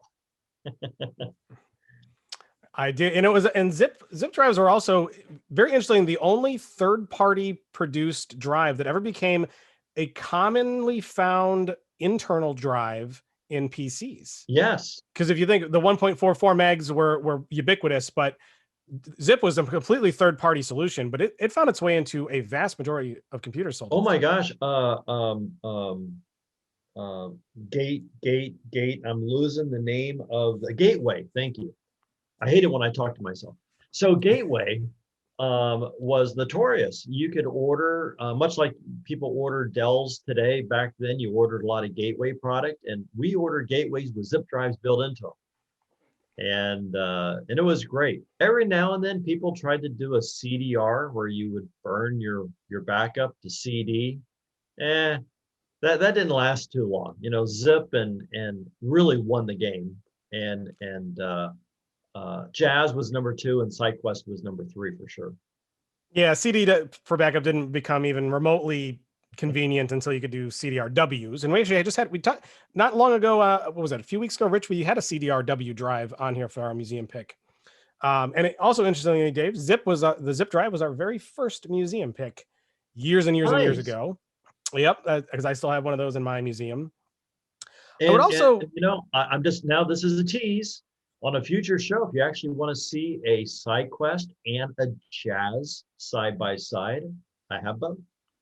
Something to look forward to, folks, because I don't have a Jazz drive. I've looked for one, but I haven't been able to find one. Yeah, that would be a very, very cool thing to see and talk about. You also mentioned SCSI, and like, why would anybody want to know what SCSI is? Well, let me tell you, back in the day, if you wanted to move any amount of data, any serious amount of data over a cable, you did not want anything parallel. You That's wanted right. SCSI. And you know, a lot of people don't realize on the server side of the house, if you wanted to have more than 3 hard drives, the only way to pull it off was SCSI. And SCSI, you could roughly have 16, 32 drives off of, you know, one chain, and you could put multiple cards in your server that allowed you to keep doubling that down. So, I mean, it was really ahead of its time in many ways. Sure was. Well, that is an awesome museum pick. Thank you for bringing that on and showing it to us. So I usually when we do a museum pick, I like to do a tech pick too, to kind of do a that was then, this is now kind of situation. And like you said, tape is just not really used. And it would be easy to say that like, oh, here's a portable external hard drive. I guess that would be a rough equivalent to a tape drive. So you plug into a computer and you can back it up. But let's think of something that an SMB might use, and that might be some kind of network storage device. So the museum pick that I want to talk about today, that would do something that could do something similar, which is like backup stuff. But in this case, you would do it over a network. And I'm going to share my screen here for those who are watching. Dave will see what you think. This is the Synology Disk Station DS1520. Do you see that there? Yep. Excellent. Yeah. So something like this would be certainly capable of being able to hold a lot of data. And because this one is a 5 for those who are not watching, this is a 5-bay Synology, you know, network attached storage NAS server. The Synology ones, they actually can do quite a bit more than just data backup, but it can hold 5 drives, has data redundancy, comes with a basic backup solution. This one's also expandable with another 5 drives if you want. So this would be something like that you could put in your business and back up a whole bunch of machines to on a regular basis, and would work pretty well. What do you think, Dave? I love them. I think they're great units. They have low cost of entry to get into. Most of them come what's called diskless. So you buy the technology, you buy the housing and the software all included, and then you just quote jump online like we all do, and buy some drives and put in the drives that meet the capacity that you need. But I mean, what a great way you can grow into it. So you can start, you know, inexpensively, and then you can add some drives. And then if your music library or your video library, we're supposed to be talking work, but it seems like everybody's got a music library and a video library, right? And so you continue to populate it with more drives as you continue to grow. I mean, and you only had to buy the unit once. So I think they're great answers. Yeah, they're cool. They do a lot. You're right. They do a lot of stuff. There's certainly a personal application. I actually use one here personally as well. And a lot of the newer ones that we were talking about, you know, data security, a lot of the new models, they have on board hardware-based encryption. So you can have all your data encrypted, and they can, I mean, these things, there's so many, they can do so much. I mean, you can have plugins to turn it into a web server and to do a video server. Go ahead. No, I was going to agree with you. A lot of people don't know when you get the base unit, there must be at least 20 applications that are embedded, included with it. I happen to use one for a Plex server. And so I happen to have about 40 terabytes of movies, just, you know, one of my little side fetishes, hobbies. And they work awesome for that. So again, you can put in the storage you need. The Plex server was you know, something you could just install on it. If you have video surveillance, it's, you know, that's built into it. Matt, you mentioned a web server, FTP to transfer files, and I mean, there's like a whole suite that when you buy just that housing comes with it, which is a great value add. It is. You must 40 terabytes. You must definitely have the expander or some really big hard drives in yours. It has 14 terabyte hard drives in it. Yeah, but how many bays is yours? Because mine's 2. Yeah, this one, the one that I have has 5 or 6. Very cool. And you know, I think we might be over, but speaking of that, I have to give a fast, interesting plug along the same line if people don't know. And that is, everybody knows drive data recovery can be really pricey. I mean, I've been there. It's not unusual to pay $4,000, $5,000 for a drive recovery. I don't know if you know that the drive is a choice. Seagate, I'm just giving a nice shout out. Seagate Iron Wolf NAS drives. When you buy the higher end ones like the 10 and 12 and 14 terabyte, they're now coming with 3-year free data recovery included. And what a whole new ball game! I love it. And Wow, yeah. So anyway, for the small price of that price bump, which is about $17, for about a $17 bump, you get 3-year data recovery for your 3-year warranty. Pretty cool, new stuff. Very, very cool. Some people might not know that. Good stuff there. So anyway, that's our museum pick. The which brand tape drive was that? Tecmar Data Vault. Tecmar Data Vault is the museum pick from Mr. Dave Seibert, and of course the tech pick, the Synology Disk Station 1520 Plus is the one that I picked out for you. Retails are about $699. Really good all around great unit to start with. That's expandable and give you lots of storage if you want to plop one in a business. Rich, if you can, why don't you look into the past, tell us what we might have missed, and then look into the future and tell us what might be coming on the horizon, including a weather report for tomorrow. All right. Well, let's start with the past there, and a great way to catch up on news from our industry in the past that you may have missed is to go to the ChannelProNetwork.com website every Friday, where you will find our "In Case You Missed It" post, written by our own James Gaskin. This week he's got the new devices, the latest devices from Apple, a new work from home PC provisioning service from HP, which was just announced today and is kind of interesting. Some new management software from Avanti. And a first-time paraglider's unusual strategy for getting over his fear of flying. And it happens to have a personal resonance for James because it involves a violin, and James plays violin. But check out In Case You Missed It. You'll see what we're talking about here. It's an amusing story. Looking ahead to next week, QuoteWorks, the quoting tool vendor, they're going to be holding their annual user summit. Red Hat will be holding its annual user summit. Both those events obviously are online. There's a new PC coming from a company I shall not name. There's a little hardware news coming up next week, and some acquisition news involving a relatively familiar name in the MSP world. So all that's coming up next week.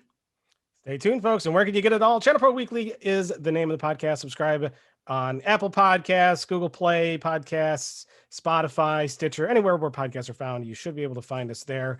If you'd like to watch, we encourage you to do so. Subscribe to our channel on YouTube, hit the red subscribe button and the bell and the smiley face, and then the on whatever different layers Google adds in order to subscribe to something on YouTube. But hit all of those things, and then you'll get all that as well. And of course, ChannelProNetwork.com is the website. Make it your homepage. Visit there each and every day, where you'll find news, white papers, downloads, resources, podcasts, all kinds of great stuff for you to not only stay on top of the news, but also great sound advice to make your business better, make more money, and help make your customers' lives better as well. Big shout out and thank you to Dave Seibert, CIO of IT Innovators, for joining us here for the 9th time on Channel Pro Weekly. Applause to that. Can't wait for number 10. Dave, where can people find you? How can they get in touch with you? Where can they learn more about you? Yeah, well, the MSP, itinnovators.com, service companies all over the U.S.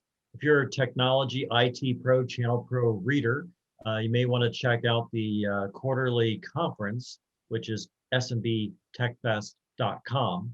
And if you want to learn just more about my involvements and how to engage, of course, I have my own landing page, daveseibert.com. So there you go, a whole bunch of bedtime reading.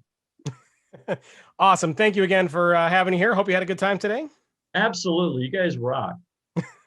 Appreciate the kind words. You too as well, sir. Well, with that, that's going to wrap up episode 183. If you want to leave us an email, we'd love to hear from you. podcast@channelpronetwork.com is the email address. And of course, you'll find us all over the socials, Channel Pro Network on Facebook and LinkedIn. And we're at Channel Pro SMB on Twitter. So make sure you follow us all there. And with that, we will see you all in episode 184 next week. Take care.